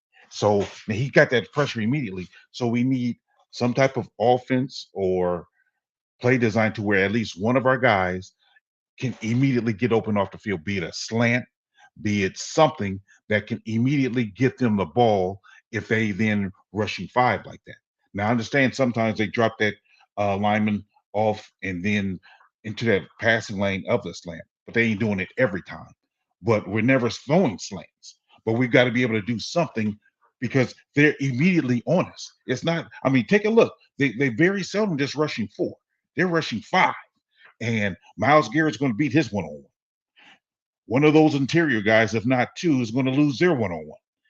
And it's happening. And that's what I'm saying. So we got these play designs sometimes where no one's open and Fields got to just throw the ball. That's what he was doing, not taking a sack. And it's going airmail because, nobody's open. Mhm. I, it's frustrating because, I mean, that's why I want that tall receiver to where I can at least throw him a 50-50 ball. You can't throw Darnell Mooney a 50-50 ball. You can't throw Valus Jones a 50-50 ball. You can't even throw Tyler Scott a 50-50 ball. So you have these small guys utilize their strengths, quickness and speed. So hurry up and get off the line of scrimmage, get open right now. I'm not seeing that. I didn't see not one quick pass. And I'm like, we got the speed. What are we doing with it? Mhm. Yeah, 'cause everyone's talking about here in the chat to attack the middle of the field. So I went and pulled up, the pass chart from Next Gen Stats, and between the hashes, there's only one incompletion there. Everything else is either left side, right side of the hash, nothing in the center. So, Nothing's open. I mean, are we seeing Cole run the seam down the middle? I don't even think I see him doing that. I certainly don't see Tunyon doing it. I mean, because Tunyon, sorry, bro, you got to go. So that's what I'm saying. Maybe we need another tight end to go along with Cole because man, that seam, no passes there either. mhm. Yeah. So and it's either I don't know. It's just I have no faith in the offensive coordinator of this team anymore. Yeah, yeah. I mean, Zach, you're saying that he had Mooney with a step today and threw it 8 yards over his head. Did he? Is that not the play where he had immediate pressure in his face? Is that the play? I think I do believe that's the play where Johnson didn't block the safety coming right up the middle, and he had to hurry up and get rid of it. Those are the things I'm talking about. You expecting him to make these fantastic plays with somebody in his face, which is kind of hard to do. I mean, because again, Mooney's not even the biggest guy. So I can't just throw it up there because he's going to win the 50-50. I got to be precise. So if I'm not precise, I want to get an interception. And you expecting me to be him to be precise with somebody in his face. At least he's not throwing the interception. That's why I'm looking at it. Yeah. I mean, that's why I say you get a bigger receiver, man. At least then, all right. I got the 6'4" receiver going against this 6 foot cornerback. All right, I got pressure in my face. I'm going to throw it your way because I want to trust you to win that. But you got Mooney, 5'11". You got Mooney, 5'11", who is not very strong. I mean, he's 180 pounds. Let's just be honest. He's going to get a guy his same size. He's not winning that 50-50 necessarily. So I can't risk throwing him the ball. And I mean, to be precise, to where, oh, I'm going to risk getting this pass intercepted. Now, Flacco rather, he throws, what's his name? The speedster. He's wide open. He's a speedster. And he had enough time to get it down there because we're not rushing five like Cleveland is. So he has a little bit more time. He got some sacks because we got more sacks than what Cleveland did, but we're only rushing four. I mean, a few times we blitz, well, we're rushing four. So they on a couple of those plays that hit, they had that extra time. Fields not getting that extra time. That's true. So there's a few times where you watch just the defensive line hit and then nothing. Yeah. Unfortunately, no pressure, and he's able to either roll away, and he's got enough time to bake bread and make a sandwich and throw the ball out there. Yes. And then on Yes. top of it, you have that soft zone coverage, which still is a problem. It's not as prevalent as it was, but it's still there. Right. The guys are just there. We go. I mean, and to what PJ's saying, Zach, it's not that you don't expect Fields to make a throw under pressure. He can. He's done it. We've seen it. So he Yes. definitely can do it. It's just it's not going to happen all the time, and the more pressure there is, or the way it's coming in, the percentage drops. Yeah. To say he can't do it, no, that's not what he's saying here. Yeah. I believe. Yeah, I know he can do it because he did it many times, even against when we played Washington. He threw under pressure. I mean, that touchdown pass to um, Moore in the end zone. That was under pressure. So yeah, he can do it. But here's the thing. I mean, I see somebody's talking about anticipation. Flacco does throw with anticipation. I want to take you guys back. I want to take you guys back to when um, I forget the team we were playing. Fields is crucial play of the game. Fields drop back. Komet goes going across the middle. Fakes in. Fields throw the ball. Then Komet goes out. The guy gets the interception, like right in the middle of the field. Afterwards, they say, well, there's certain rules. Like if it's man, uh, Komet's supposed to go in, or vice versa, or he's then supposed to go out. So I'm like, he actually threw with anticipation. That Denver game, thank you. It was a Denver game. So he threw with anticipation. The anticipation, him and the receiver being Komet wasn't on the same page. So if now we lose a game because of my interception, am I not now hesitant or skeptical about making anticipation throws like that? Because can't I truly trust my receiver? Because man, what is he seeing? Because I'm trying to see what he sees to where I need to make this throw to be precise. Those are the things that plays in your mind, especially when you're not being successful. I mean, I hate to sound like I'm always being this apologist for Fields, but I'm looking at it from his point of view. When I see things like that, I'm like, okay, man, I can now expect him to trust commit like that because maybe he's not seeing the same thing he's seeing. Because now, how many passes have you seen since then where he's throwing the ball over that middle to commit? I haven't seen very many. Now, when Komet's cutting across the middle, and I'm throwing it now toward closer to the sideline, I'm throwing it to him. But actually over the middle, how many times have you seen Fields throw commit that ball? Not very many. And I'm believing that that's the reason why we're not seeing those type of things is because there's a lack of trust there. Yeah, no, you definitely see some miscommunications there, and I know the one play where I don't know Mooney overran it, and the guy ended up dropping the pick because I'm sure Justin's not an inaccurate quarterback. So if he's going to put the ball somewhere, you Yeah, know that's where he's going to put it. So right. you got to be there.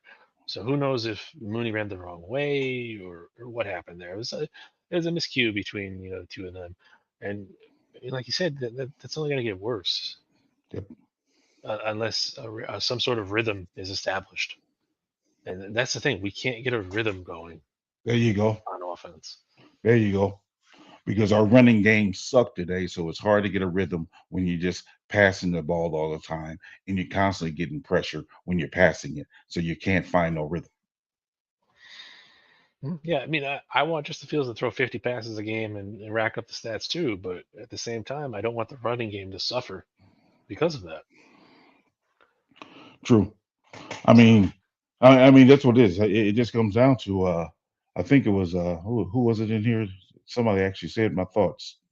Uh yeah, Joe Treviso. Feels like the game exposed how many holes we have on this team. I mean, that's what our offense to Poles. I mean, Pole said it. I mean, it's going to take a few years. We're not there yet. That's what this game showed to me. That we need more weapons. We need better protection. That's I mean, our defense real close. I can't even say our defense is all the way there because we still need another defensive end on the other side and probably another safety to replace Jackson. But where defense is closer than what our offense is. Well, we still mhm. need a three technique as well. I'm sorry, but that offense, yeah, this game showed that hey, you take out Mooney. I mean, not Mooney. Take out Moore, be it injury or you have a great corner on him, whatever the case may be. You take out Moore. Who else do we have? And it's showing that we really don't have true playmakers. We have some guys who are good and could be good role models. I mean, not role models, role players. Komet falls in that category, but Komet is not a difference maker. He's not, and we don't have him. So if you've never been a Marvin Harrison Jr. fan before, you should certainly be one now because that's the guy we need to get or someone like that who can actually be a playmaker. Yeah, I mean, you know my stance on that, PJ. Huh?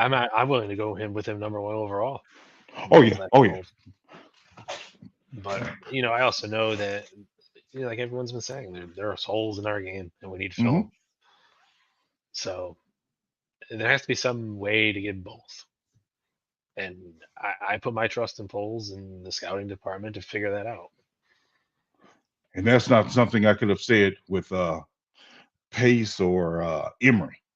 Is that I have true faith in getting getting things addressed like I do with Poles. I mean, I think Poles is doing a good job of addressing our needs. hmm I think with polls, if he does bend pressure, and let's say, everyone's like, well, you got to move on Justin Fields because the quarterback window and money and all this other garbage, and let's say he goes that route and it flops. We went out and we got the quarterback, whether it be Drake May or Caleb Williams or any one of those. Right, His ass is in the fire quicker than you would say, oh, if you keep Justin Fields, finish out his contract, and let's say you tag him once or whatever it is, right. and it doesn't work out, you still have that option like, well, I didn't draft him, so now I'm going to draft my guy. You kind of extend your job while not actually making the team better, so to speak. Yeah. But if he goes out and he does trade Fields or whatever he does there and picks up another quarterback and it flops again, then it's like, well, you told me this is what you wanted to do and you promised us victories and nothing happened. I think the biggest issue, and I heard Dave Kaplan say this, I believe, is um, if we didn't have the first pick in the draft, it wouldn't be a question about or people trying to get rid of Fields. I mean, the reality is you got that possible shiny new toy waving in front of your face, and Mm. people are tempted to want to just take it for the sake of taking it, change for the sake of change. And I think I'm of the belief that quarterbacks sometimes take time. I mean, I mentioned it in our last show how it Young's third year in the league. I mean, the third year in being a professional because he spent 2 years in the USFL, 1 year in Tampa Bay. He looked horrible. Got with the right coach, got with the right system in San Francisco, uh, became a Hall of Famer. Troy Aikman, he started off horrible. Now, after Dallas was able to get those players in that trade for Herschel Walker, turn those players into draft picks, he built a solid, great team around Aikman. But Aikman first 3 years, if I'm not mistaken, he was like 15 and 25, something like that. He wasn't great. Mhm. So it wasn't until he got the playmakers around him that he became better, much better. That's why I'm saying with Fields, let's get this team built up around him. Use these assets that we have, this first overall pick, hopefully, because I see Carolina won today, but uh, hopefully they don't win no more, and we can get the first pick, trade that, get multiple assets, get multiple assets, and then after you get these multiple assets, being receivers, linemen, defensive end, I mean, all these things, assets we can get. If Fields then is having games like today, having games like he did like last year, okay, now we can move on from it. But at least then, whatever quarterback we do bring in, they have some weapons to work with. Put it this way: as much as people talk about how good Brock Purdy is right now, put him on this Bears team and tell me what you think the Bears will be.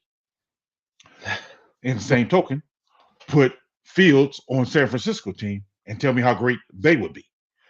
That's what I'm saying. So it's not just the quarterback, it's also the players around the quarterback.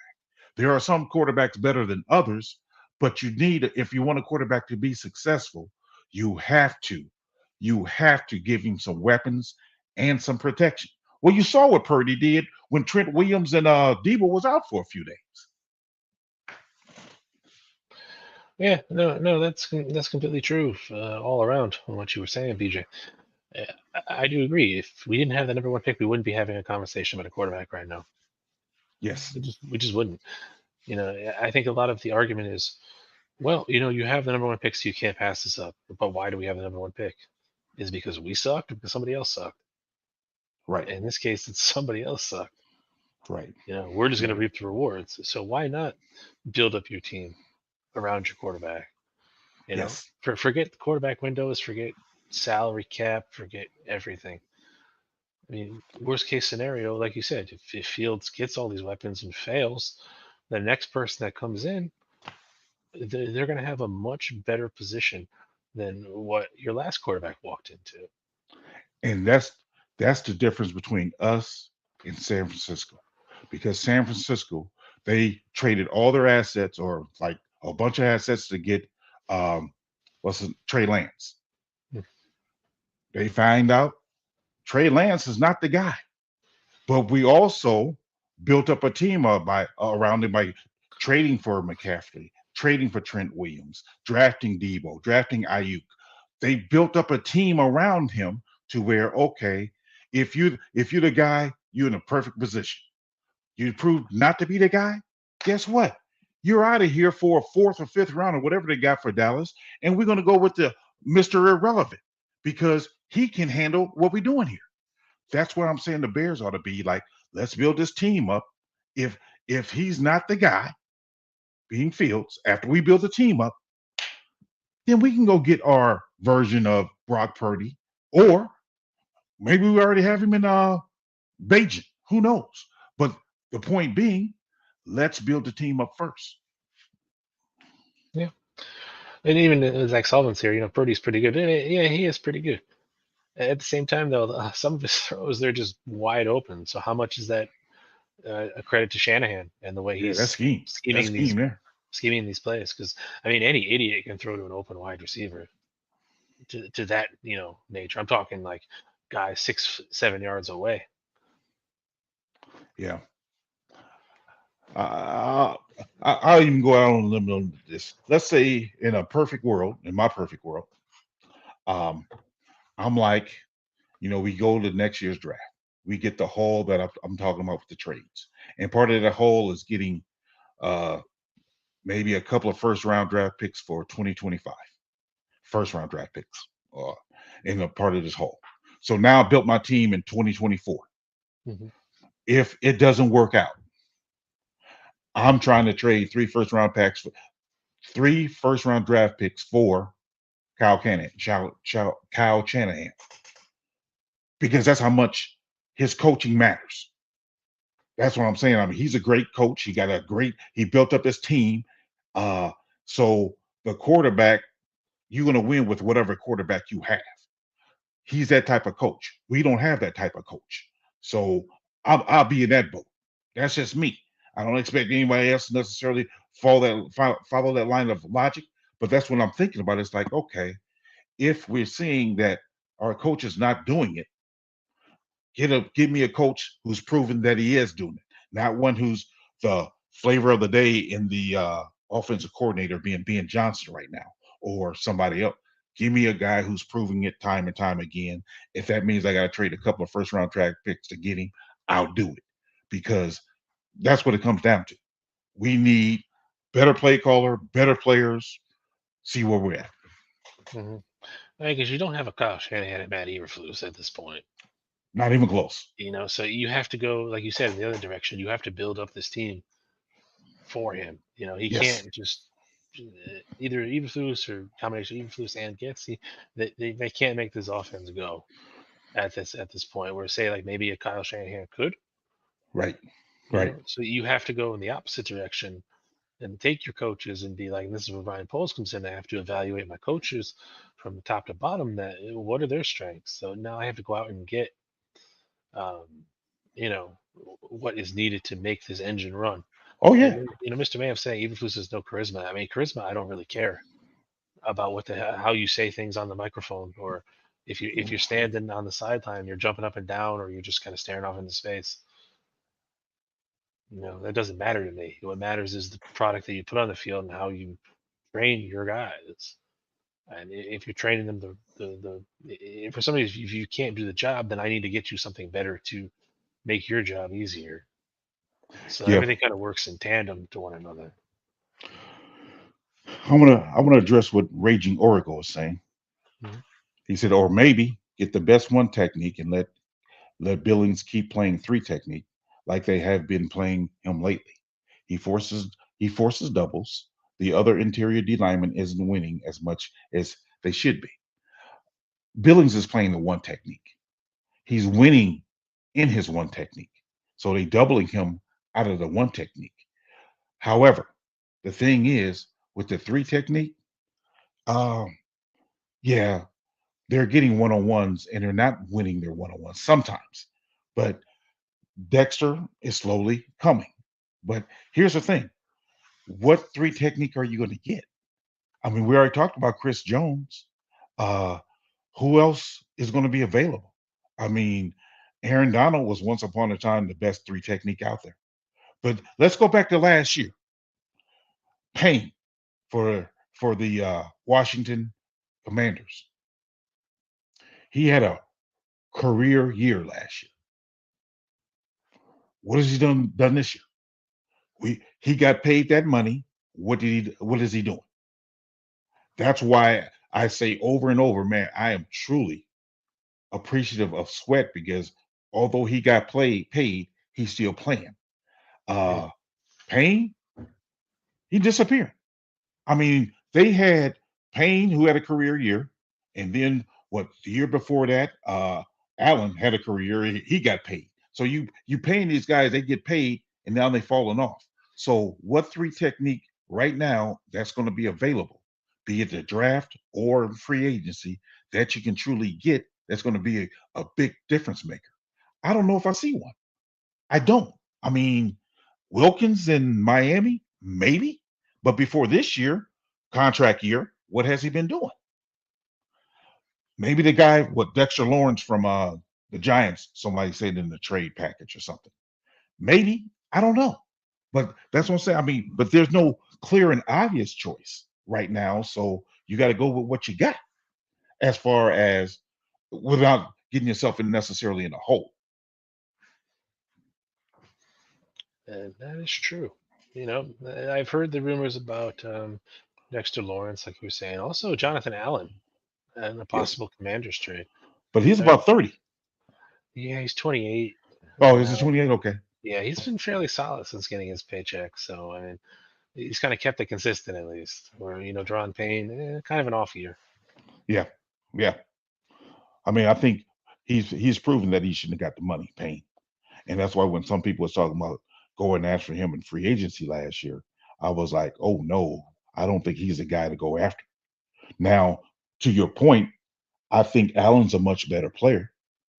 And I mean, I'm kind of concerned about his age being 20 because I actually thought he was 29, going to be 30 next year. That's what I was thinking about. But if you say he's 28, so he's be 29 next year, kind of getting long in the tooth.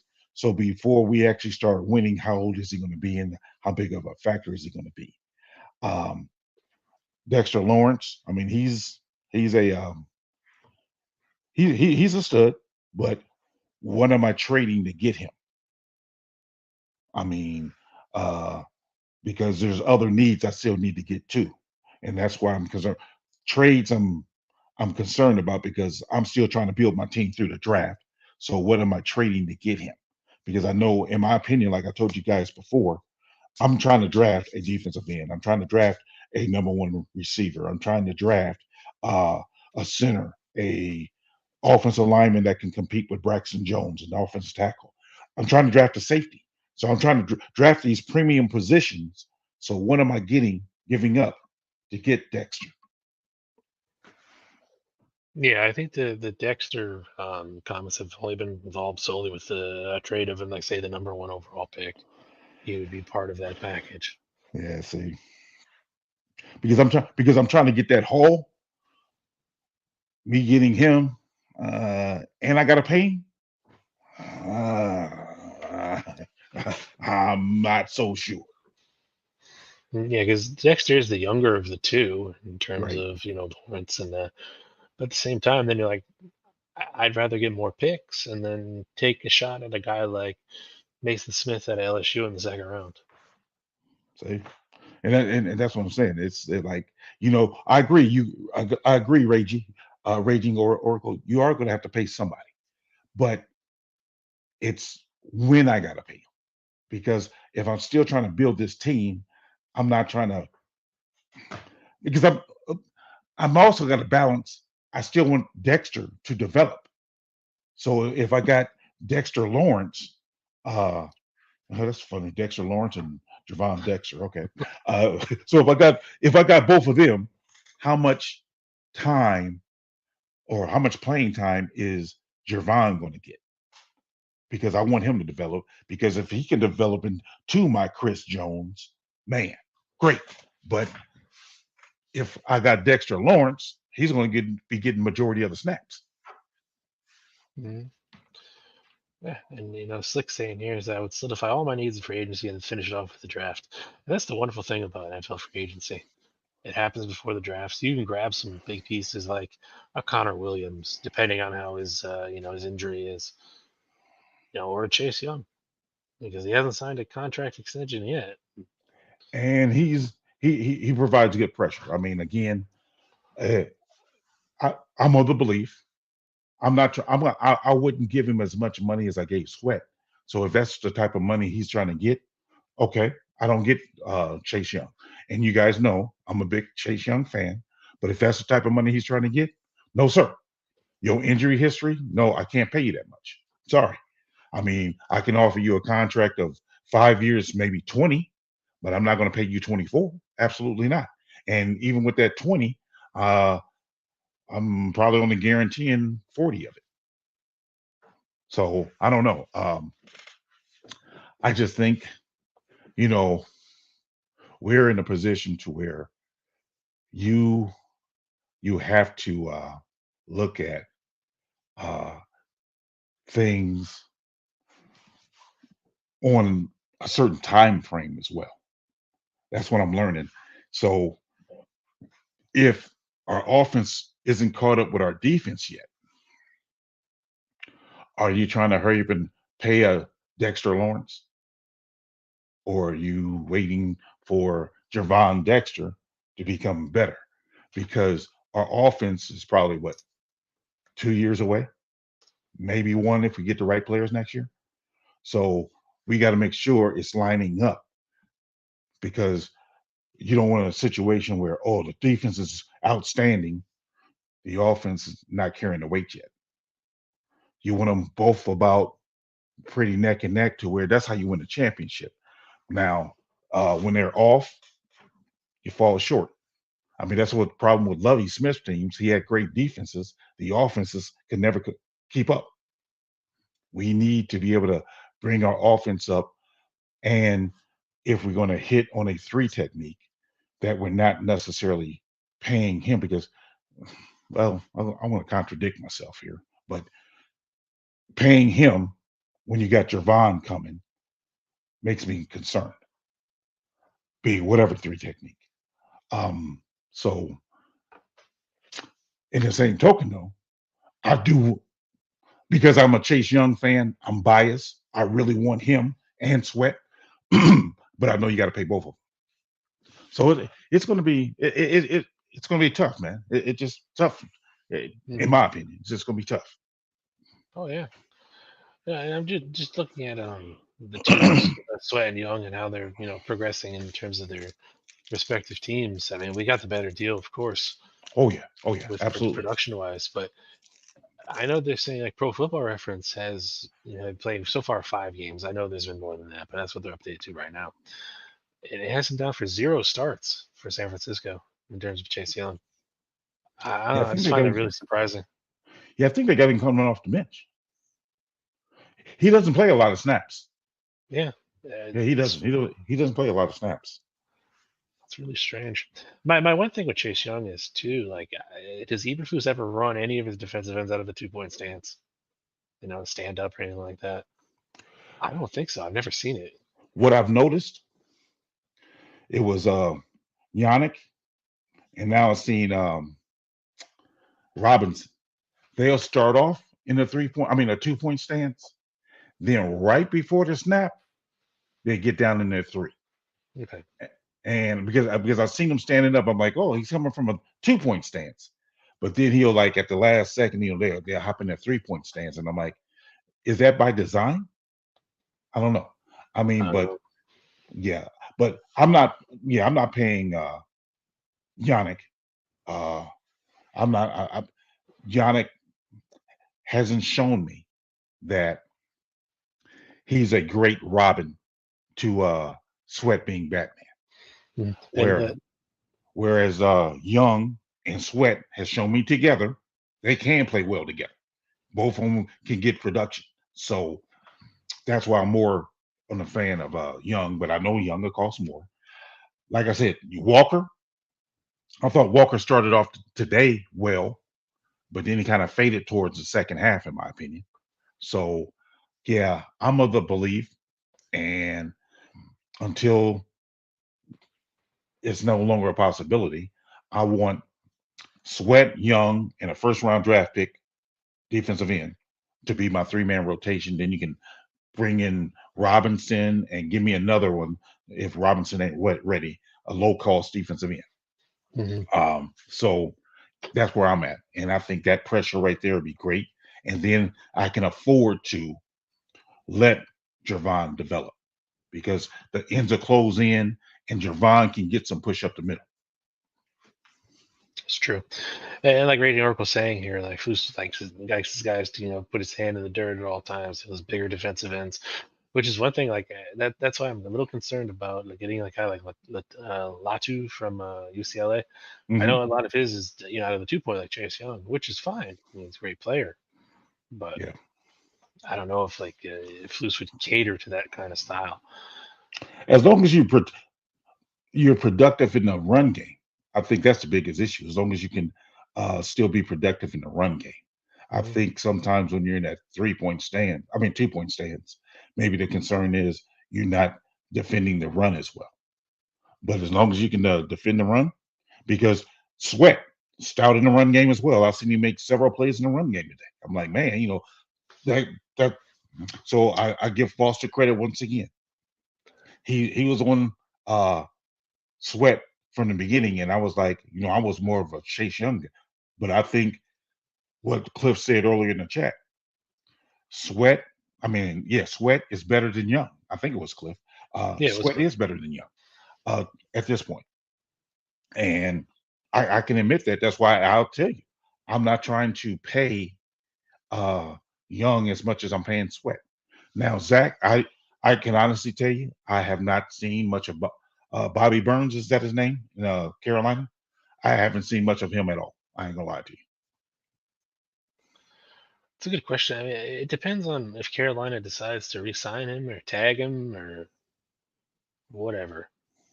Yeah, I don't know what they're going to do with him. I would assume they would at least franchise tag him, bare yeah, minimum. yeah. Raging Oracle says that uh, Sweat is bigger than Young too, Paulus. But I think if you look at the if you look at their legs, that's a driving factor. I mean, Chase Young has bigger legs. Sweat has some small legs. Me as a player, those are things I look at. You know, when a guy doesn't have a big enough base. So when you say bigger, yes, he's taller. He's 6'6". Young, I think, is 6'4", but Young 6'5". Young 6'5", but he has bigger legs, and so I think I mean, I don't know, given his knee injury, I don't, you wonder about that. But Sweat does have small legs. Hmm. Yeah, so Sweat is taller by an inch, but he also weighs less than Chase Young, which is kind of interesting. Yeah. So I mean, it's a couple pounds. It was incidental, but yeah, but yeah, Carolina, they are a wild card. You don't know what they're going to do.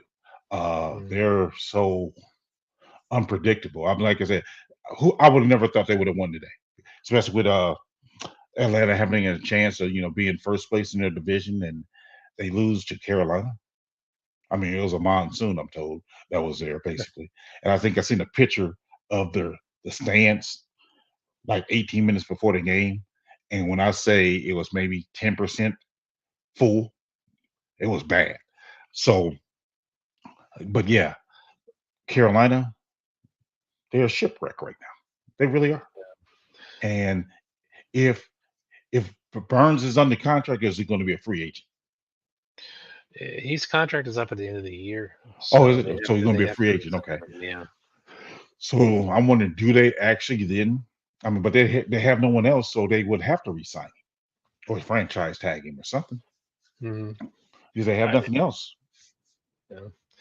Let's take a look at Slick's question here. He says, "What do you think about the scenario where we move on from Fields, whom I like and want, and sign Kirk Cousins to a 2 year, and trade Fields and draft Caleb Williams to learn for 2 years?"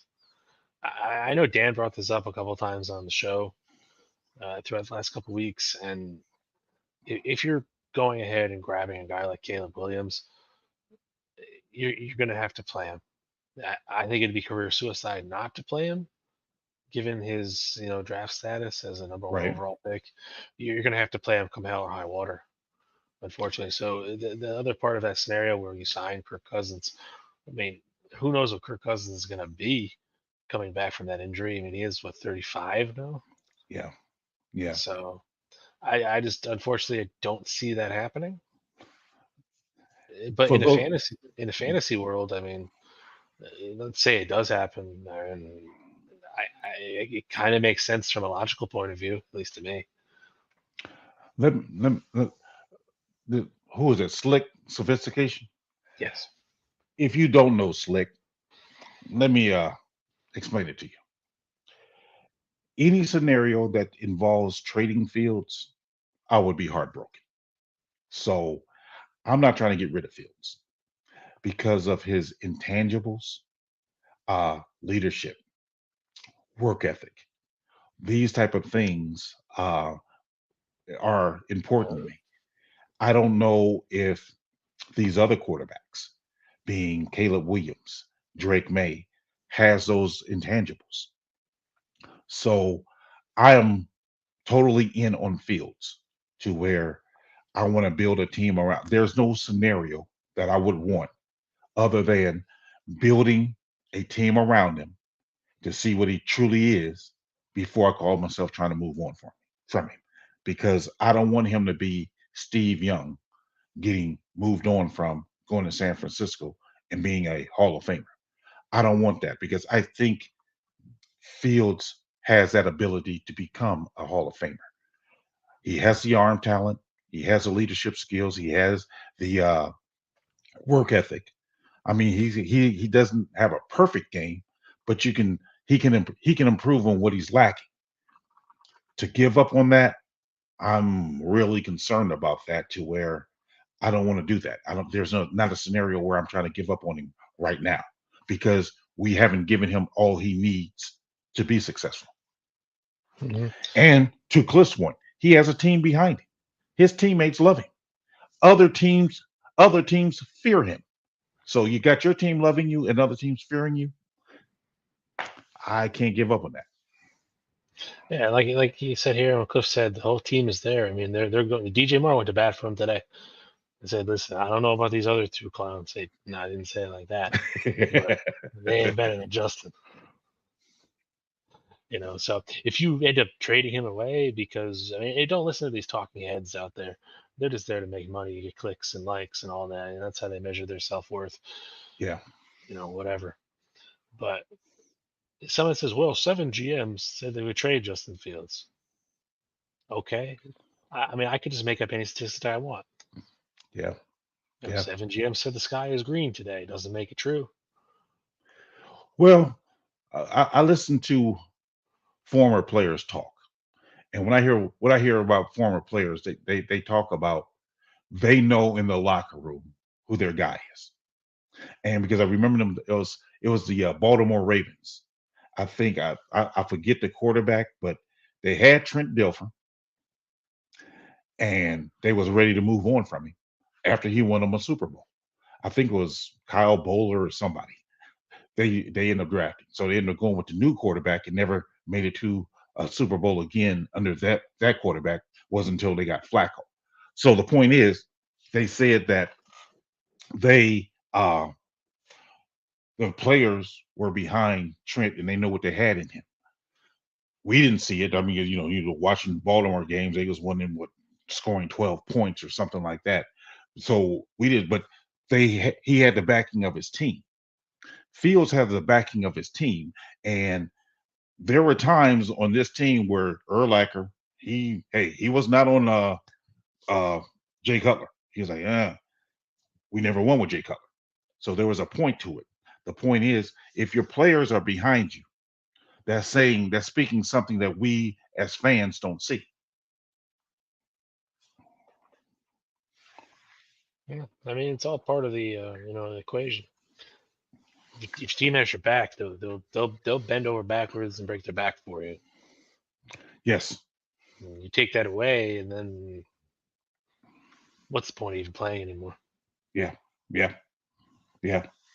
I mean, because even Sweat says it.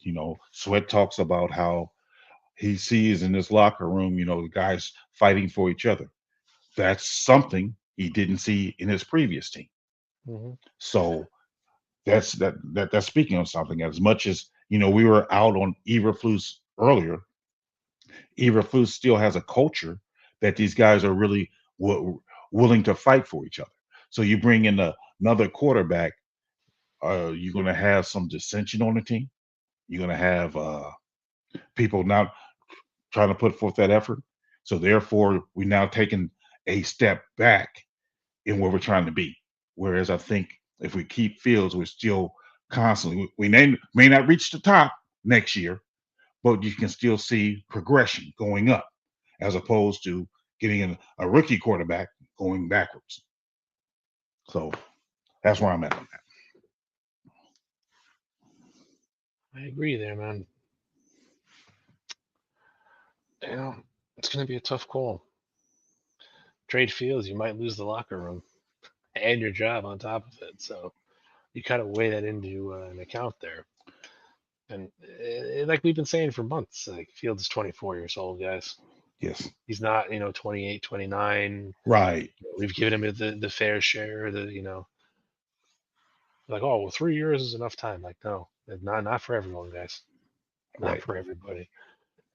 I mean, we gave Rex Grossman till 2008. I was never big on Rex Grossman. I mean, he has a nice arm, but the other intangibles. Because truth be told, I thought that after the Rex Grossman experiment, we should have went with Kyle Orton as opposed to trading for Jay Cutler.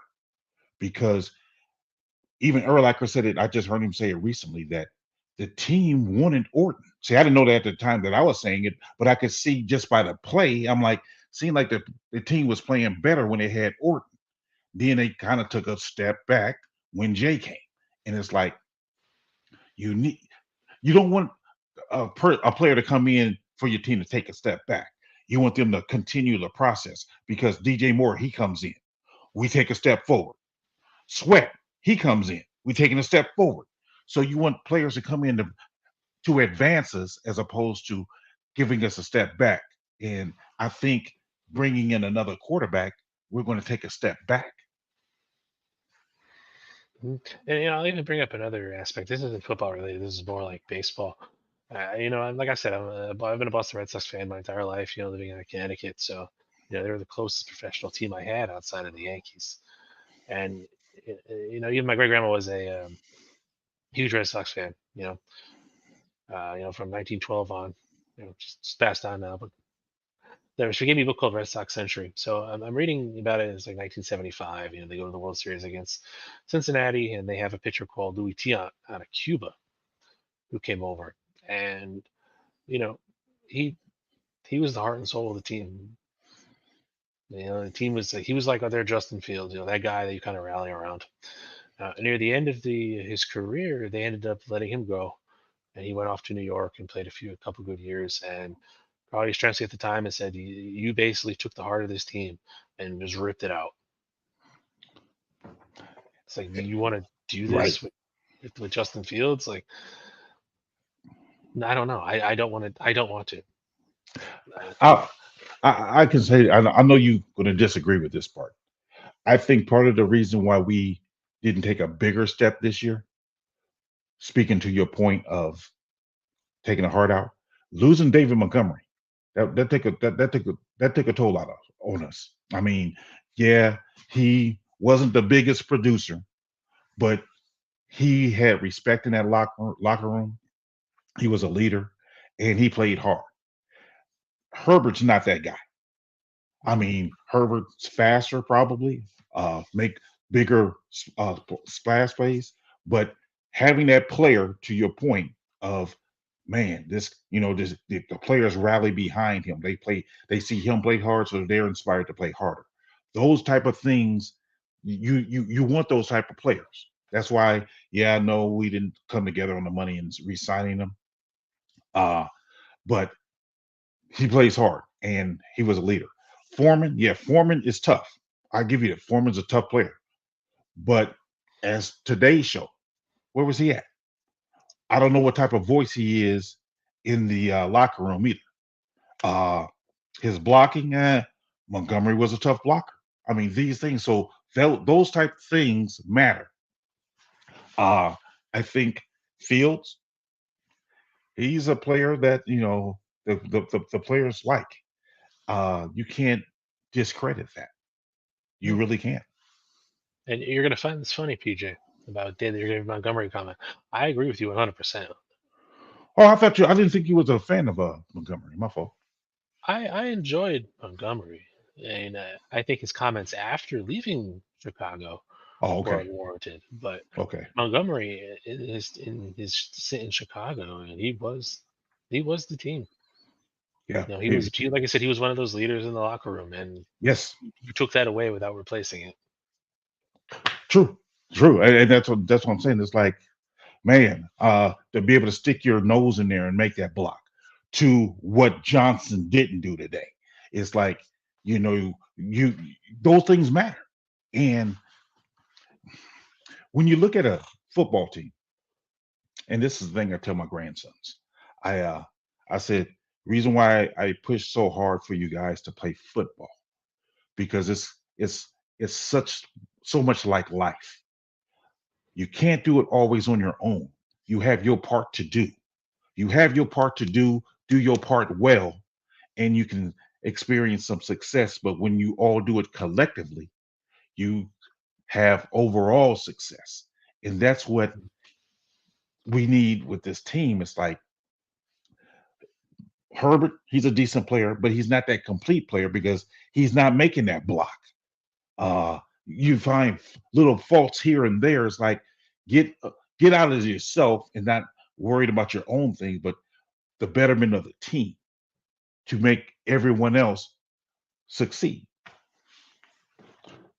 Yeah, I mean, like let's just play devil's advocate. And let's say that they did resign to David Montgomery instead of Deontay Foreman. Mhm.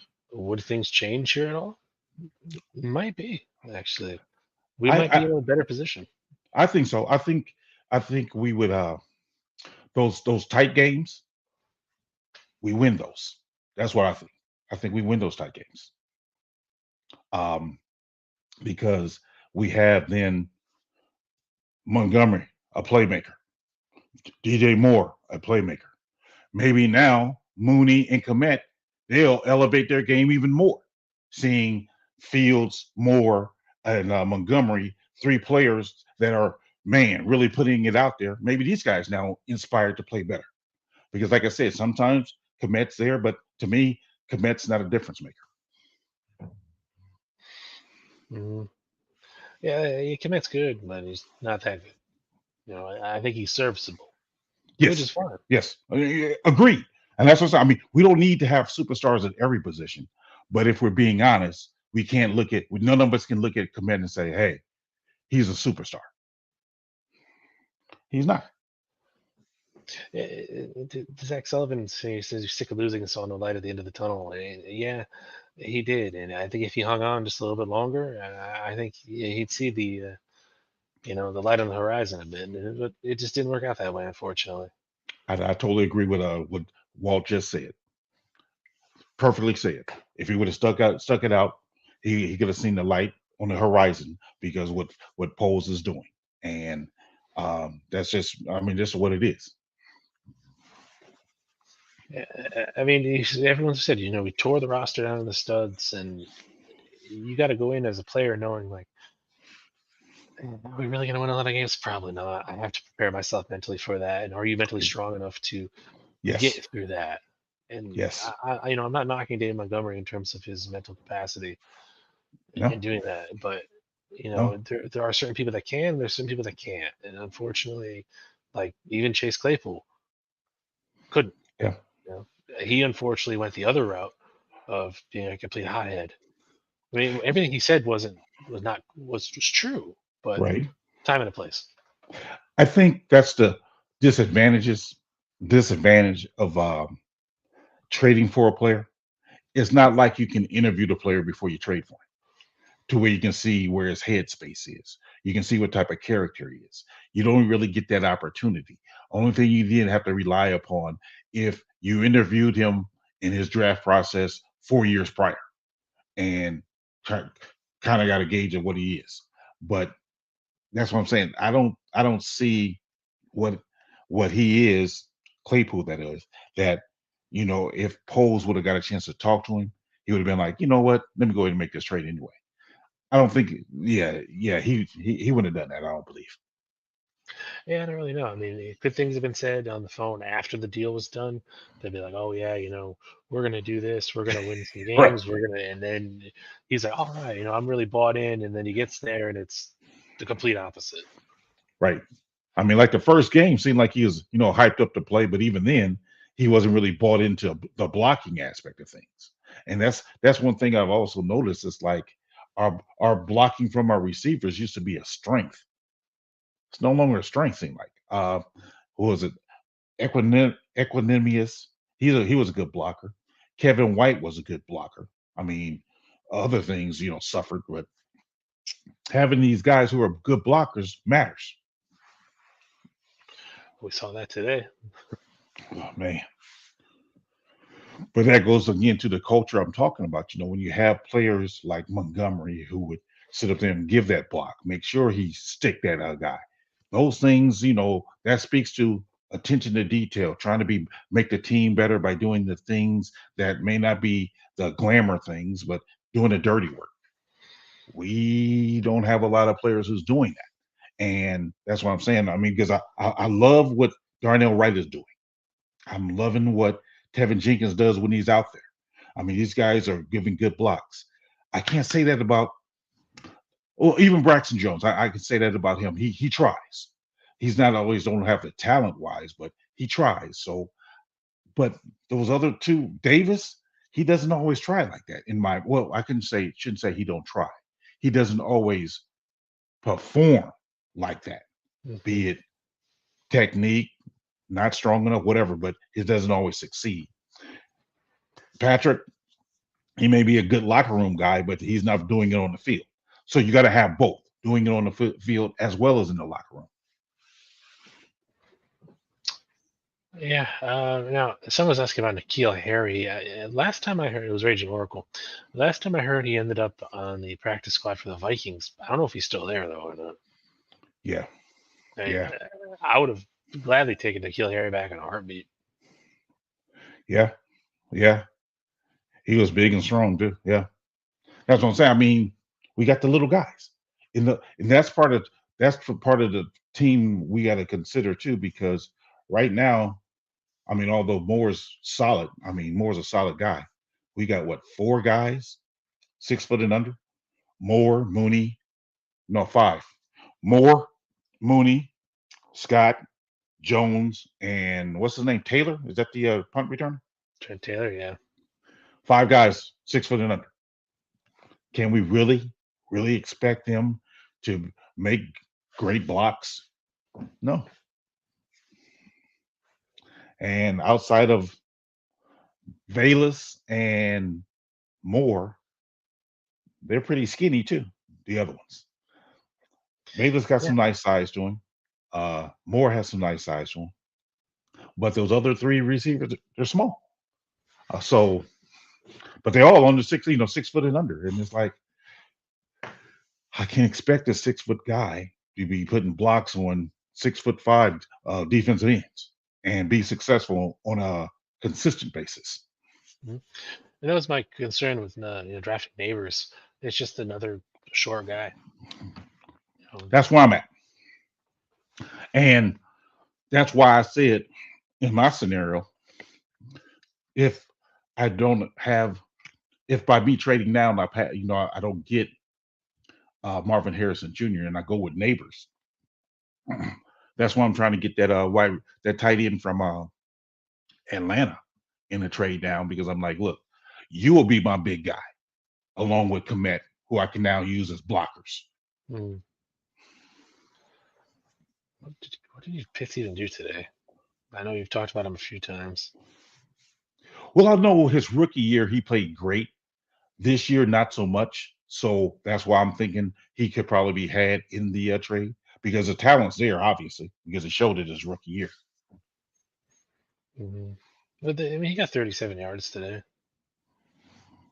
As I said, I'm not saying, but I think he can be a difference maker if given a chance and in the right system, because he showed that in college. Whereas again, Komet has never shown to be that true difference maker. He's always been a solid, good player, but he's never been that. Ooh, man, we got to really come up with a game plan to take him out the game. He's a good because he Komet's a good blocker. So I mean he's solid. I mean this just what's his name, Kyle Rudolph, the Vikings long time tight end. He Oh reminds yeah. me of that. He's a good solid tight end, but he's not that real difference maker in my opinion. Mhm. And I know Zach's asking, what about Marvin Harrison at 1 and Brock Bowers at our pick? I I'm have not to trying to split the difference in terms of you know offense because defense myself. yeah, because I'm not trying to draft a tight end in the first or second round because of our other needs. Now, I believe we do need, yes, another tight end, but I'm not trying to draft one because, to your point, Walt, we have other needs. Yeah, and it's not even like like you're asking here. Like I don't like Brock Bowers. It's not that I don't like him. It's just that there's other pressing things that need to be filled. Unfortunately. Yeah, because drafting a tight end in the first round, as opposed to drafting a wide receiver, as opposed to drafting a defensive end, or drafting even a center, or possibly a uh, offensive tackle that can compete with Braxton. Those, to me, or even a safety to replace Eddie Jackson. Those five positions are more important than drafting a tight end. Now, like I said, I want a second tight end. That's why I'm trying to get one in a trade package with Atlanta, but I'm not trying to draft one that early because, truth be told, I wouldn't be opposed to drafting a tight end in the third or fourth round if we get that hole, and even bringing in Pitts. I'll bring in the third tight end just in case. But that's how I believe in building my team, because I want to stack them up, but I'm not trying to get one in the first round. Hmm. And Leo Factor's asking where Noah Sewell's been. He's been hurt in the In, last in, 2 games. injured reserve. I'm not injured reserve, but just injured. They didn't put him on injured reserve, but he's been hurt. Yeah, he had the knee problem flare up again. And even like Cliff saying here, defensive end is a top skill position. Yeah, Yeah, you know, they need another one, yeah. We need another one. at least one, if not more.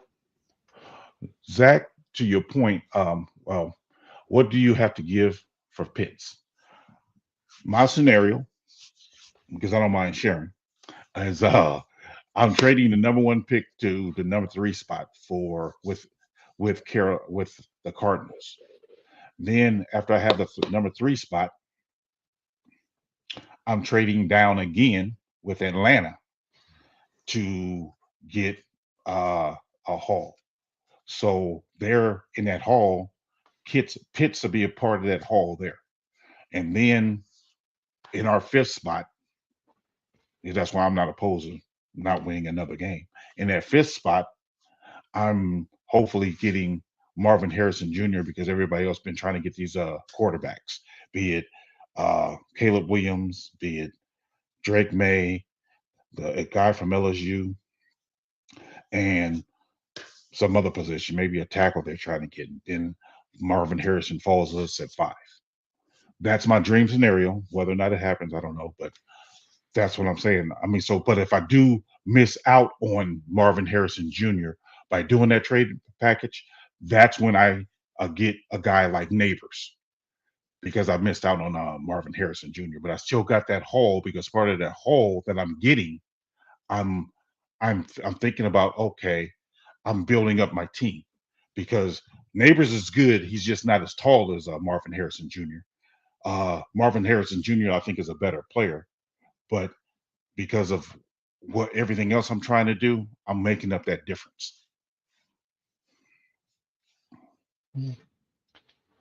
Yeah, it's gonna be a tough one because like It Raging's is. saying, he may not fall to four. So I who agree. knows? I mean, it's a risk. I totally agree. It's a risk because in my scenario, if I would, in my scenario, if if I'm trading my first pick to Arizona for their third, they're moving up to take a quarterback.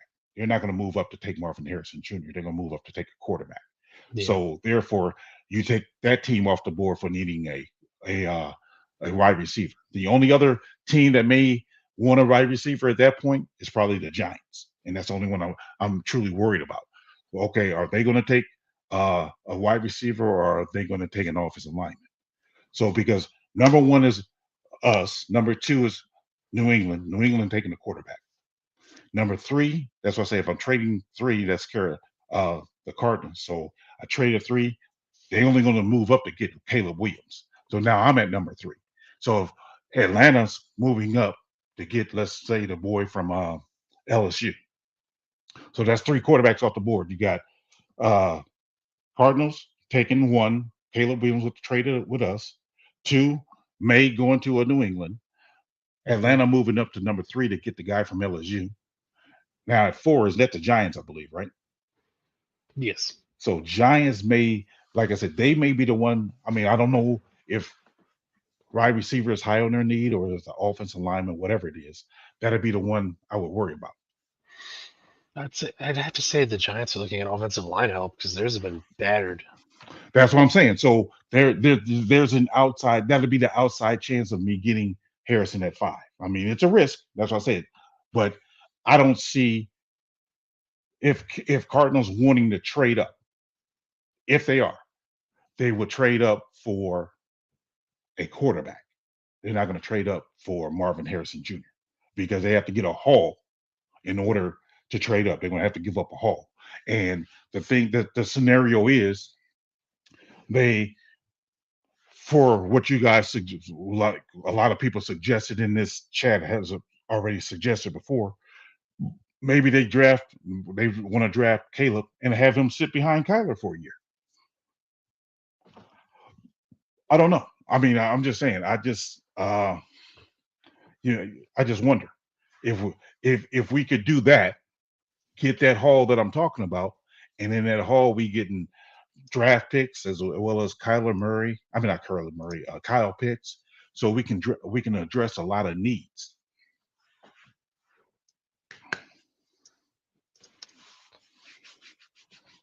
Yeah, no, I mean, I think if the Cardinals are going to stay on Kyler Murray, they're more than likely just going to sit wherever they end up and Yeah, take best available.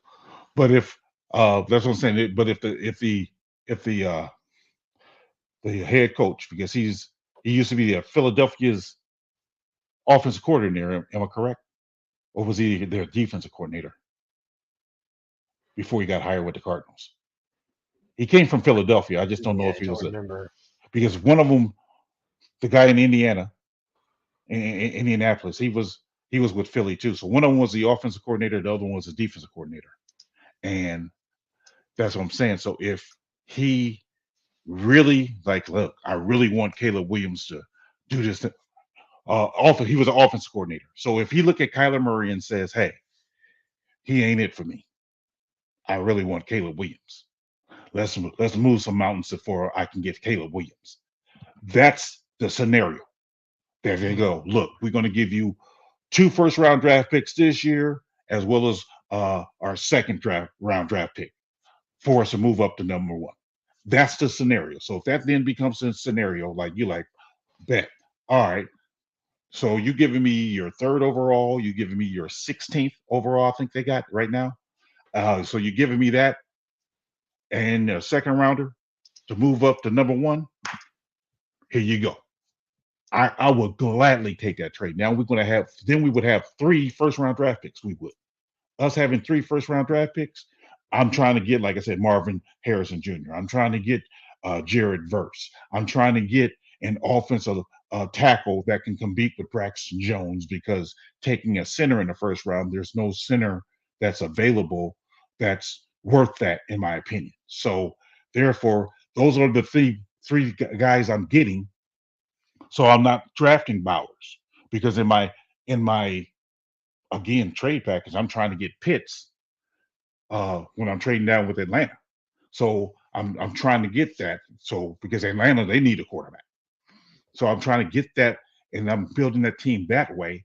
And therefore, man, I can, as they say, have my cake and eat it too with Marvin Harrison Jr. trade down package and getting this haul all at the same time to where we can really advance, placing good players around fields that we can actually move on with.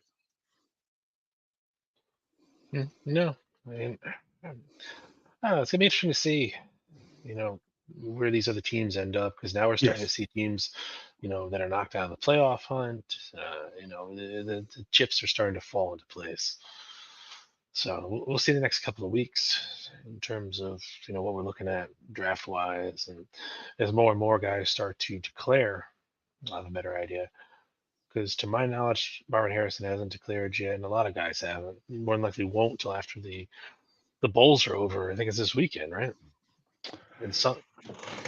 Well, you're gonna have some bowls on New Year's Day. Yeah, You're gonna have some of those bowls. So yeah, I mean, it's a lot to take in, but uh, the bottom line is we need better players around Justin yeah, Fields. We just we need to get him. And um, I admit my scenario is a dream scenario. It's a probably could be a far fetched fantasy, some might call it, but that's where I'm at though. hey, you never know. I mean, based on Ryan Pohl's comments last year, he's not afraid to be making double moves in terms of that number one pick. So Yeah, I mean, yeah. maybe he's working something right now. You know. Well, that's what I mean because you never know. Like I said, I mean in that scenario, if that if certain coaches are just, hey, I don't want this guy. I want such and such. Let's move some mountains to get this guy. That's what I mean. You can't discredit that. You really can't discredit that.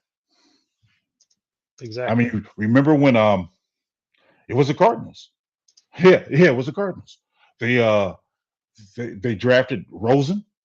Then the next year, because Kyler Murray was coming out and that coach really wanted Kyler Murray, what did they do with Rosen? Moved on from him. That's true. Rosa didn't last very long. So He was only there 1 year. He was there and he didn't play that much as a rookie. So then when a new coach came in, he didn't want him. He wanted, hey, I want my guy. I want Kyler Murray, and that's what they did. So that's what I'm saying. I could see that happening to where they sit up there and like, look, if this coach be like, I really don't want this guy. I mean, I try to work with him this year.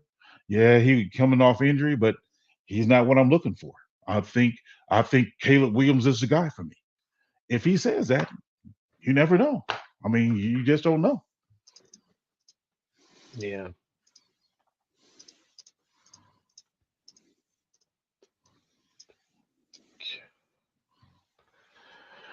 yeah.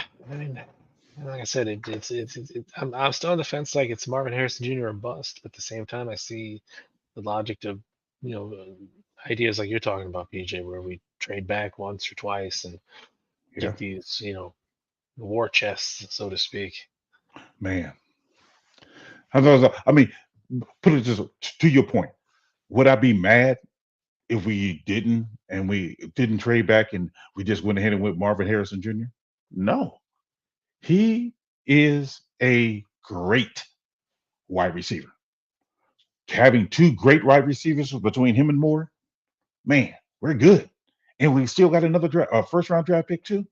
Hmm. Yes, I would not be mad. So if I haven't made that part clear, let me be clear on that. I would not be mad about that one either. But I'm just because I'm trying to be greedy and maximize. That's why I'm bringing up this other scenario. But if we didn't do it and did this, I wouldn't be mad. No. Oh, hey, Skylark, welcome to the show. What's up, Skylark? Yeah, I was telling him earlier. I don't know if you caught this part, but I told him earlier, Skylark, that uh, yeah, I would be looking at a left tackle within the first 3 rounds to at least compete with Braxton Jones. I'm not gonna automatically hand it to him like we did with Darnell Wright, the starting position. You're gonna have to compete with Braxton Jones. It's true. I mean, you want to get some competition in certain spots. Yeah. But like he says, Braxton Jones. I still think he can do the job, so I'm not really worried about that. And the center is a definite must. Yeah. But I'm looking here now. I see Kyle McCord finalized his transfer to Syracuse. Wow. So more than likely that means Marvin Harrison is gone. I believe that because I can't see him. Okay, I'm a star or already rated number one receiver, so I want to go back to college and play with a quarterback I haven't played with. So my draft stock is going to go up from where I'm already at, or is it going to go down? Most likely, if anything, yeah, it could stay the same, but it might go down because you got to get used to this new quarterback. So yeah, I don't see him staying in college. I just don't. Yeah, you kind of got to strike where the iron's hot here. Like you said, you're coming in as the top-rated receiver. Yeah, Some people even say the top-rated player in the entire draft exactly. when you talk to. So you can't get any better. So yeah, I don't see it, man. I don't. I really don't see it. I don't see it. But I mean, Zach said he agreed with my thing, but my thing is, I'm not. I'm not saying trade with Atlanta first and then try to move back up to Cardinals. I'm saying trade with the Cardinals first because the Cardinals would, if they're going to move up, if they're going to move on from Kyler, I believe they're only going to move on from him for a Caleb Williams. So you trade the number one to them first, and then Atlanta needing a quarterback so bad, they will move up to number three to get the guy from LSU or maybe Penix from Washington, whatever quarterback they may need. If they don't think they can get him later on, they'll move up to do that. That's the scenario. So those things, in my opinion, would have to fall in place that way. You can't just go to, straight down to Atlanta. You got to go to Cardinals, then Atlanta. Yeah, because it'd be weird just to go from Atlanta back to the Cardinals. The move really wouldn't make a lot of sense. Yeah. It'd be interesting to see. And like I said, when we get a little closer, we're gonna have a better idea, and we'll definitely revisit these scenarios again. Oh, absolutely. You know we will. This is, Probably I in the mean, third. we still got plenty of time to go in the season. But see, here's the thing, in the rest of this season, I'm curious to see. Uh, this is not going to be popular. But I won't be. I wouldn't. I mean, because I'm sold on Fields. Fields to me is not a question mark. He's my guy. So if DJ, your ankle's not right, come next week, take it off. Take next week off because I don't want you damaging your knee or your ankle severely. Take it off. I want to see what I got in these other receivers. Can you guys be playmakers for me? So show me what you got because I'm not concerned with now trying to win all the games. I'm trying to make sure to see what I got in these other players because coming next year, I want to hit the ground running, knowing exactly who I got. Velas, can you be a true? Can you actually be a receiver, or are you just a gimmick guy? I don't want to just have to run jet sweeps with you. I want to know if I can throw you pass, can you run routes? I need to find these things out. So that's what I'd be more interested in now to knowing exactly what I have. Hmm. Yeah, no, you're gonna get to the point in the season where you're gonna have to do that. And I was just thinking of, where is it here? What Mr. Mayhem said, that what about just trading up for Kyle Pitts straight up? Separate deal entirely. What are you giving up again? That again, that becomes the question mark for me because we need a safety, we need an offensive tackle, we need a center, we need a wide receiver, we need an edge, we may even need a three technique. That's six quality players that we need that we're going to probably need to draft within the first 3 rounds. You trading for Kyle Pitts, you probably have to give up a third. So therefore, you're going to miss out on one of those 6 positions that I just mentioned. Hmm. No, that's true. Yeah, it really depends on what the cost has been. And we don't know. Yeah, I mean, the last tight end to be traded was what, Darren Waller, or did the Hendrickson trade happen after that? Hawkinson, you The Hawkins, Hawkinson, yeah. yeah, Hawkinson, yeah. No, I'm not sure because I know Waller wasn't on a rookie deal. If I'm not mistaken, Hawkinson was still on this rookie deal, so he'll be the one to look at as far as comparables. Yeah, that's true. Those are the last two tight ends I think that I can think of. Yeah. Hmm. So what they got for Hawkinson, I mean, I can't remember. Maybe a fourth, fifth, something like that. If you can get that for Kyle Pitts, yes, I'll make that trade. Yes, fourth or fifth, okay, we can talk. But I'm not trying to trade within that first 3 rounds because of all these positions I'm trying to address. Excuse me. Well, no, I mean, I think overall, guys, we had a great show because we're just pushing 3 hours. It's about 2 a.m. here, so Oh yeah, yeah, yeah, Cliff. I hope you have a good night, man. Thanks for yeah. joining us. I Appreciate you. saw Cliff was heading out. Yeah. Yeah, guys, all you guys in the chat, let me give you guys a shout out. Raging Oracle, appreciate the commentary tonight, man, the discussion. Leo Factor, appreciate you, man. Thank you. Skylark, thanks for joining us. Cliff Victoria, as always. Zach Sullivan, I appreciate the banter you and I had with going back and forth. Mr. Mayhem, appreciate you, man. Thank you for your comments as well. Who else am I seeing here? I'm sorry, Eric Christensen. Thank you for joining us. I appreciate you being in the chat tonight, man. Thank you. Yeah, you Uh, know, and we got Sky. You got Skylark, right? Leo yeah, Factor, yeah. Zach. Joe Uh, Treviso. Thank you, sir. Appreciate you, man. Mo Slick. Bierman Different was here, I Slick. believe, right? Yeah, Mo Behrman was here, definitely. Mark Kazak, as always, man. I appreciate you, man. I think you must have called it quits a little bit early tonight, so I appreciate you being in early. Um, all you guys in the chat, for those of you who didn't make comments, appreciate you watching. Thank you, guys. You guys have been tremendous as always. It's because of you that we're able to do this. So thank you, guys. Sincerely, thank you. Yeah, I mean, we're definitely gonna try and keep up on Sundays. Time may change. I try to get a little bit earlier this week. Because I know 11 o'clock Central is a tough start time for people. Unfortunately, it just didn't work out. I don't know what happened to Foster. I never heard back from him. So hopefully, he just fell asleep. He's okay. Yeah. Or maybe he ran into a couple elves. Yeah.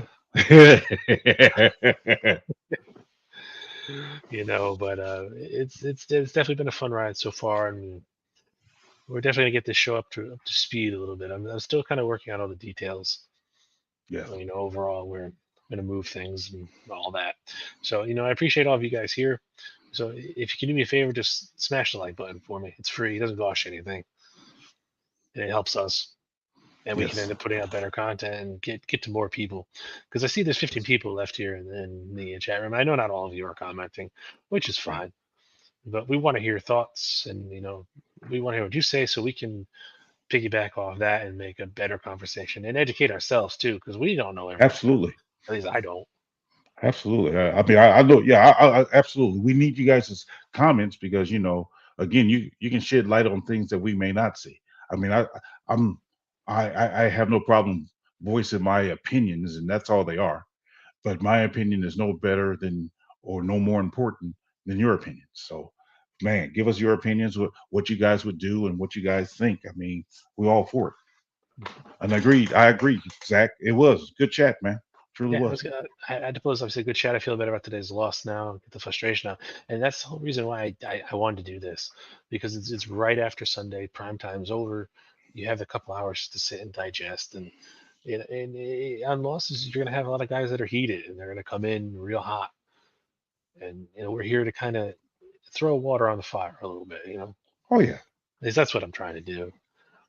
because it's not the end of the world. I mean, I used to take losses hard too, and it's not the end of the world. So when I get to start, I guess one of the things that relaxes me is I get a chance to think or pontificate on what the Bears can do with their moves, on how to make this team better, and that gives me a sense of calmness because I'm like, you know what, yeah, we could do this, and we can do that to make this team better, and to improve upon this team, and that's all it is. I mean, because I don't have to, like as you guys see, I come up with some weird scenarios in my head. I try to be realistic, and because I think of a scenario like, okay, I have seen guys move on from a quarterback after 1 year.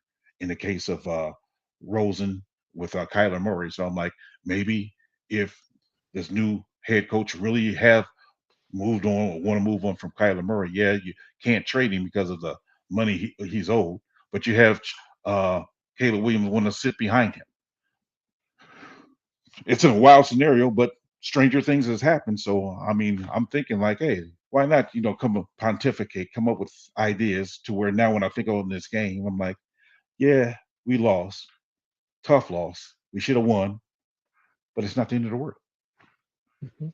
And another thing too, guys, if you have any questions, either you come through them during the week, or you have questions on Sunday night, leave them in the comments below here on YouTube, or you can reach out to me on Twitter or X or whatever the hell it is.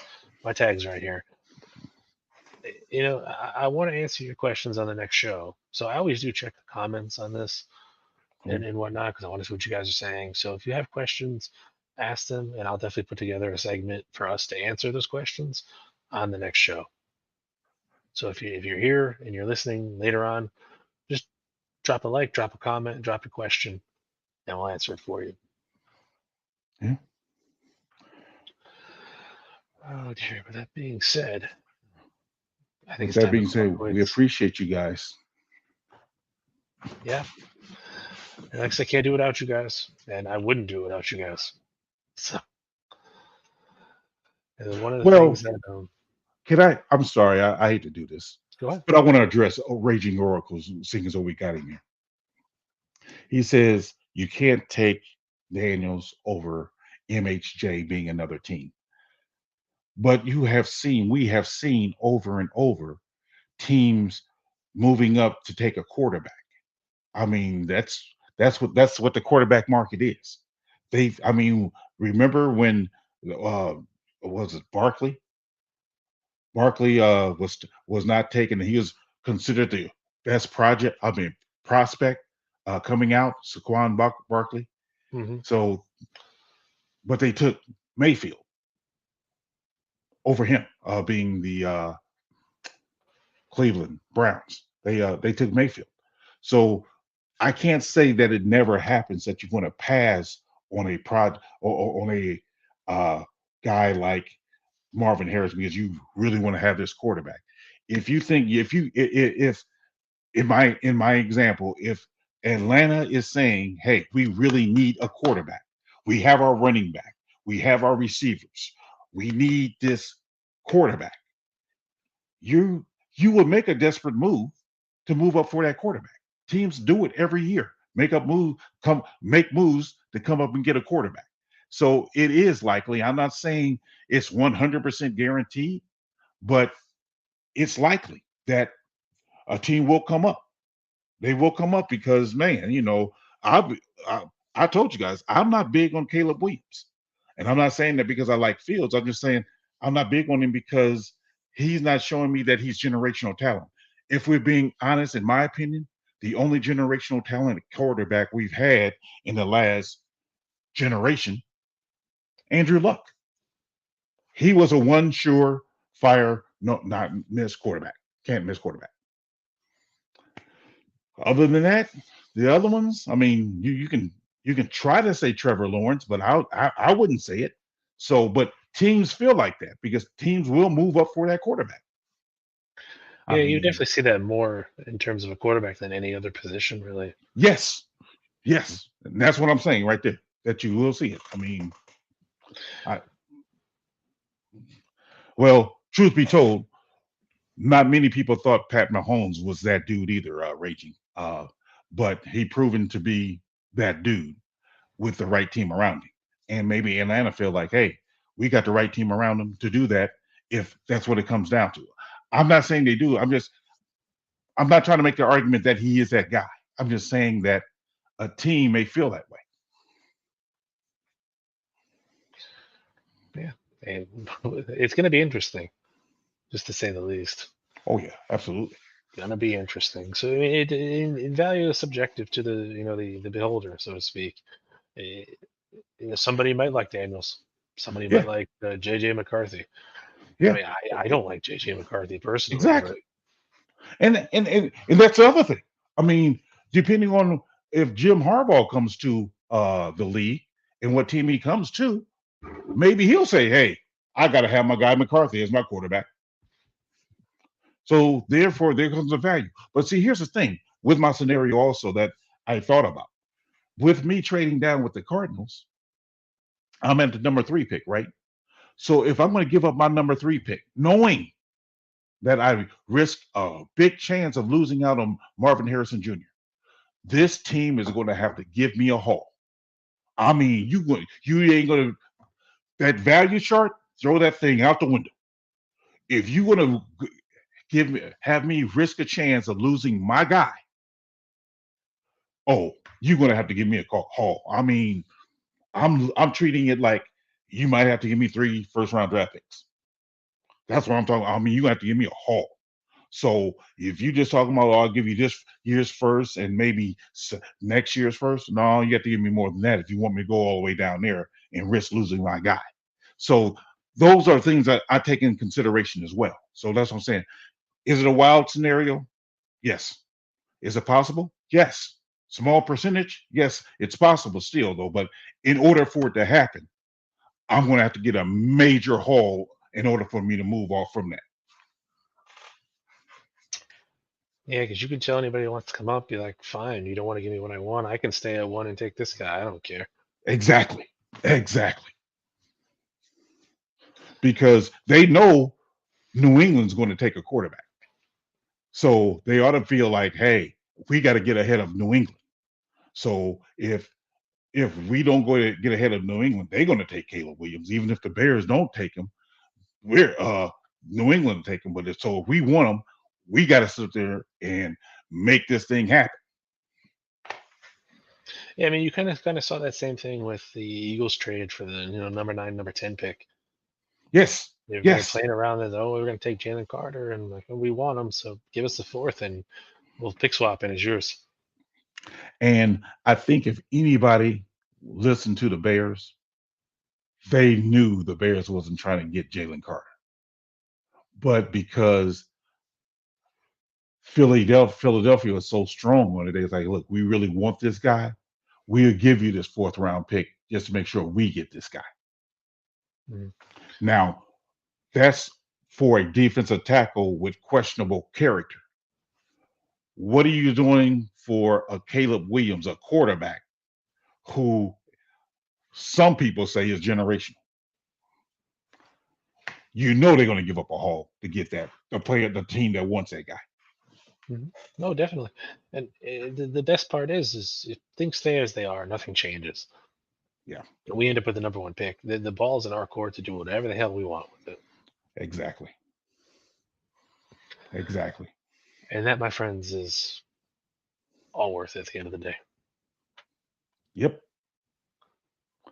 Yep. I agree. All right, PJ. Well, we got to save some stuff for Thursdays. Okay. All right, guys. Go ahead and put those questions in the chat for Walt. He will get to them. But I appreciate the conversation tonight. Thank you guys for giving me a chance to play GM and pontificate and allow me to voice my opinions on how I would do things. So thank you guys. I appreciate you. Walt, I appreciate you, man, as always. Man, you're a good guy, man. Truly. Yeah, thanks for coming on, man. It would have been a boring show without you.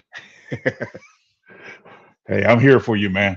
I just had, like I told you, I just had to do a little bit of rapping, but yeah, I'm here for you, man. As much as I can be, I will be here for you. Yeah, but yeah, like I said, like PJ said, get those questions out, man. We're gonna do it next Sunday. We'll answer them all, and any other ones you come up with. So you know where to reach us. Here, yeah, Thursday nights, got Monday nights. We are here. Yeah, Tuesday if Dan's over on PSF, and Wednesday. Probably nothing for now. I know Dan said Lynn Hayden's still recovering from her knee surgery, so we wish her all the best there. And she'll be back with us very soon. So, yes, like I said, it is now just shy of 3 hours. So we ended out at 1, 2, 3 Bears. Yes, sir. All 1, right.